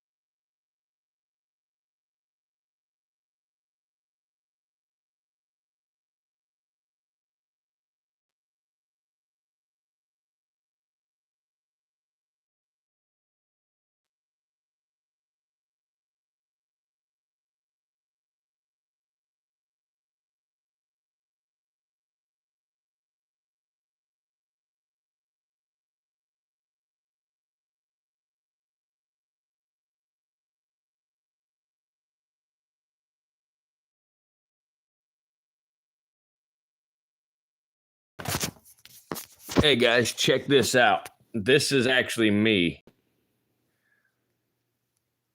Breaking news around midnight. A crash on I-95 left one person injured and dozens of animals were rescued. This crash involving an RV happened in Wilson County outside of Kenley. The interstate reopened around 4 in the morning. WR's Kelsey Coffey is now at the State Highway Patrol headquarters in Raleigh. Kelsey, of those animals, 28 were snakes.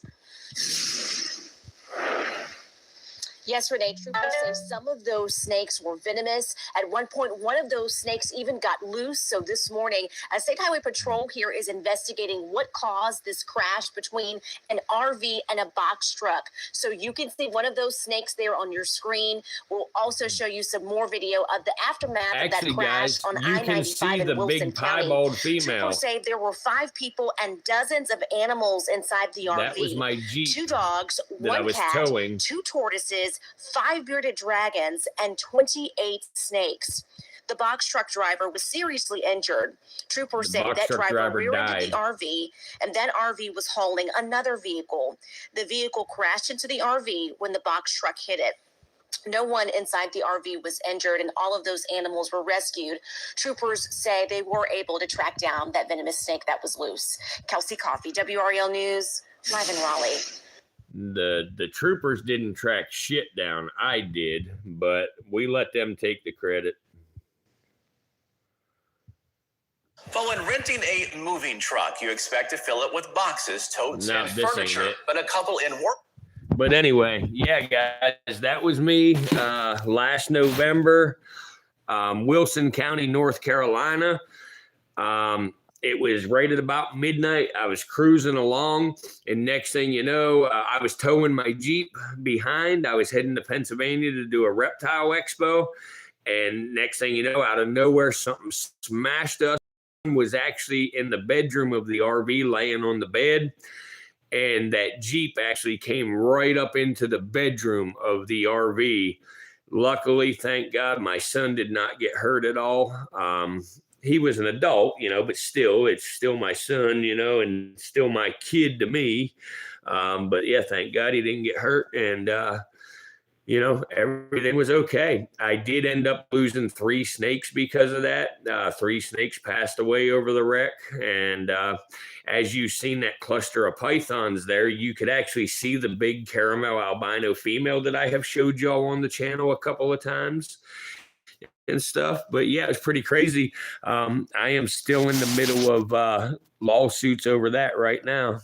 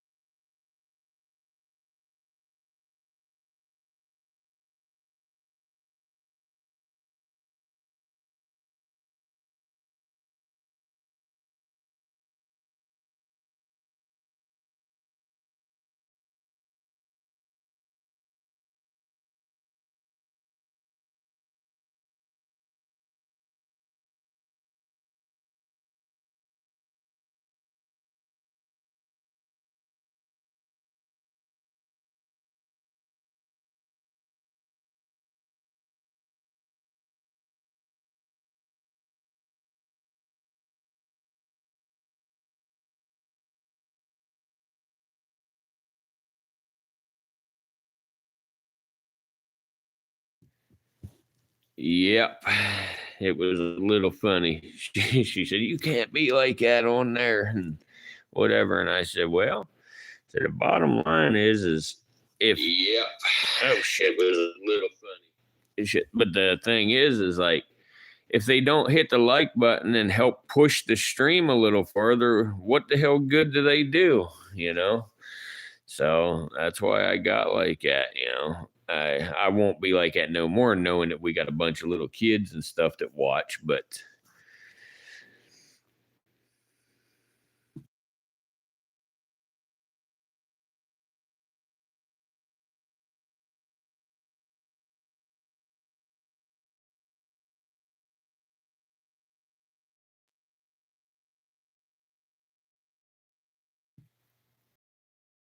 that's the part that I don't quite understand. Like, you know, you're already in here, you're hanging out for a few minutes watching, like, why can't you hit the like button? Like, I don't know if you were in here that one night or that one day, but there was a guy on there when I said either hit the like button or go ahead and leave.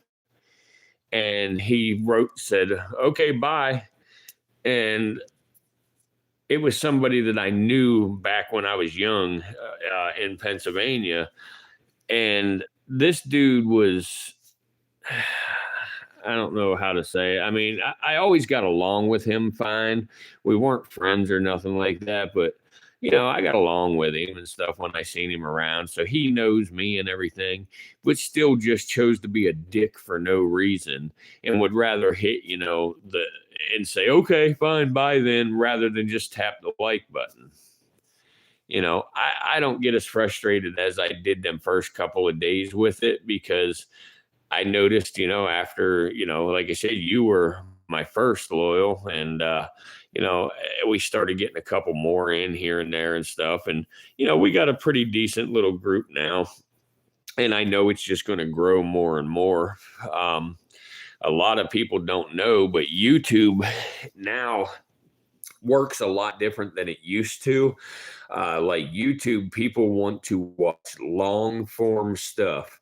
You know, they basically want to be able to like hit play on their TV and let it run for hours. You know, and live streams like this work perfect for that. You know, where before people wanted to watch 10-second videos and stuff, you know, but it's just not like that anymore.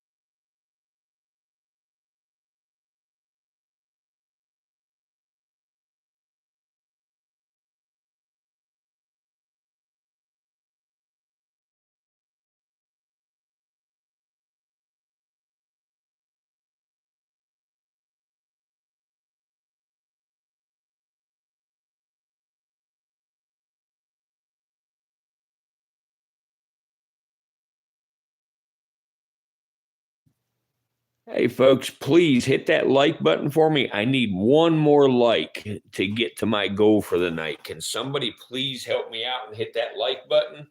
I really, really appreciate it. It helps me out tremendously when I get likes, you know. So one more and I'll be at my goal for the night.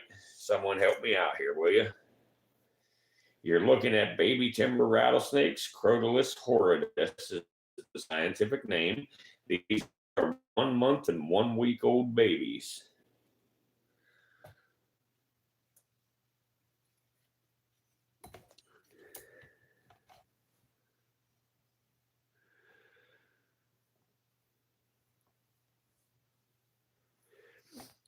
Yeah, please, guys, hit that thumbs up for me. I need one more like to get me to my goal for the night. Can somebody help me out with that, please? I really, really appreciate your help. Just one more. All you got to do is double tap the center of your screen. If you're on a mobile device or a tablet, if you're on a computer or a TV, you just scroll over to the thumbs up button and click it. I really appreciate it. It means a lot to us here.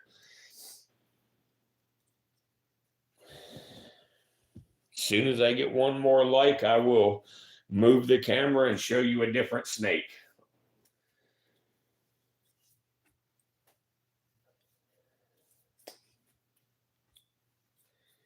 Anybody? Somebody? Anybody help me out here and give me a thumbs up? I just need one more and I'm at my goal.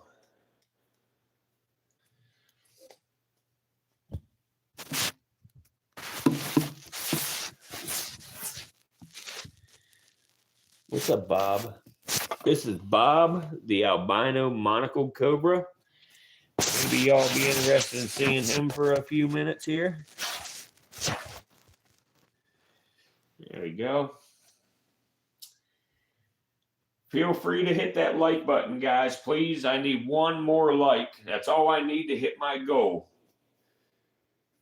You'd be helping me out tremendously by giving me one more like. Anybody? Anybody gonna help me out here, please?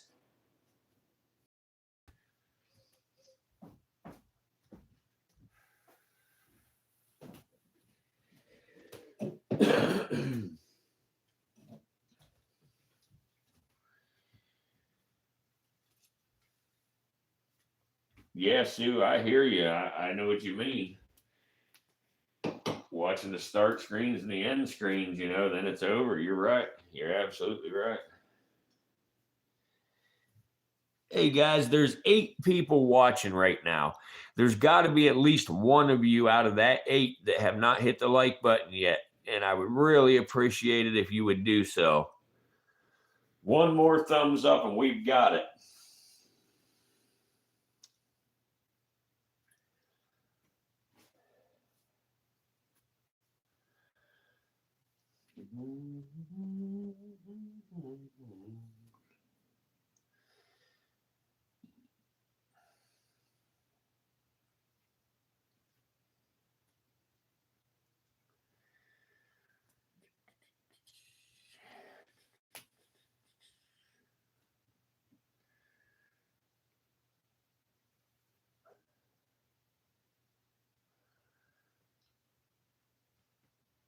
Sapphire stars?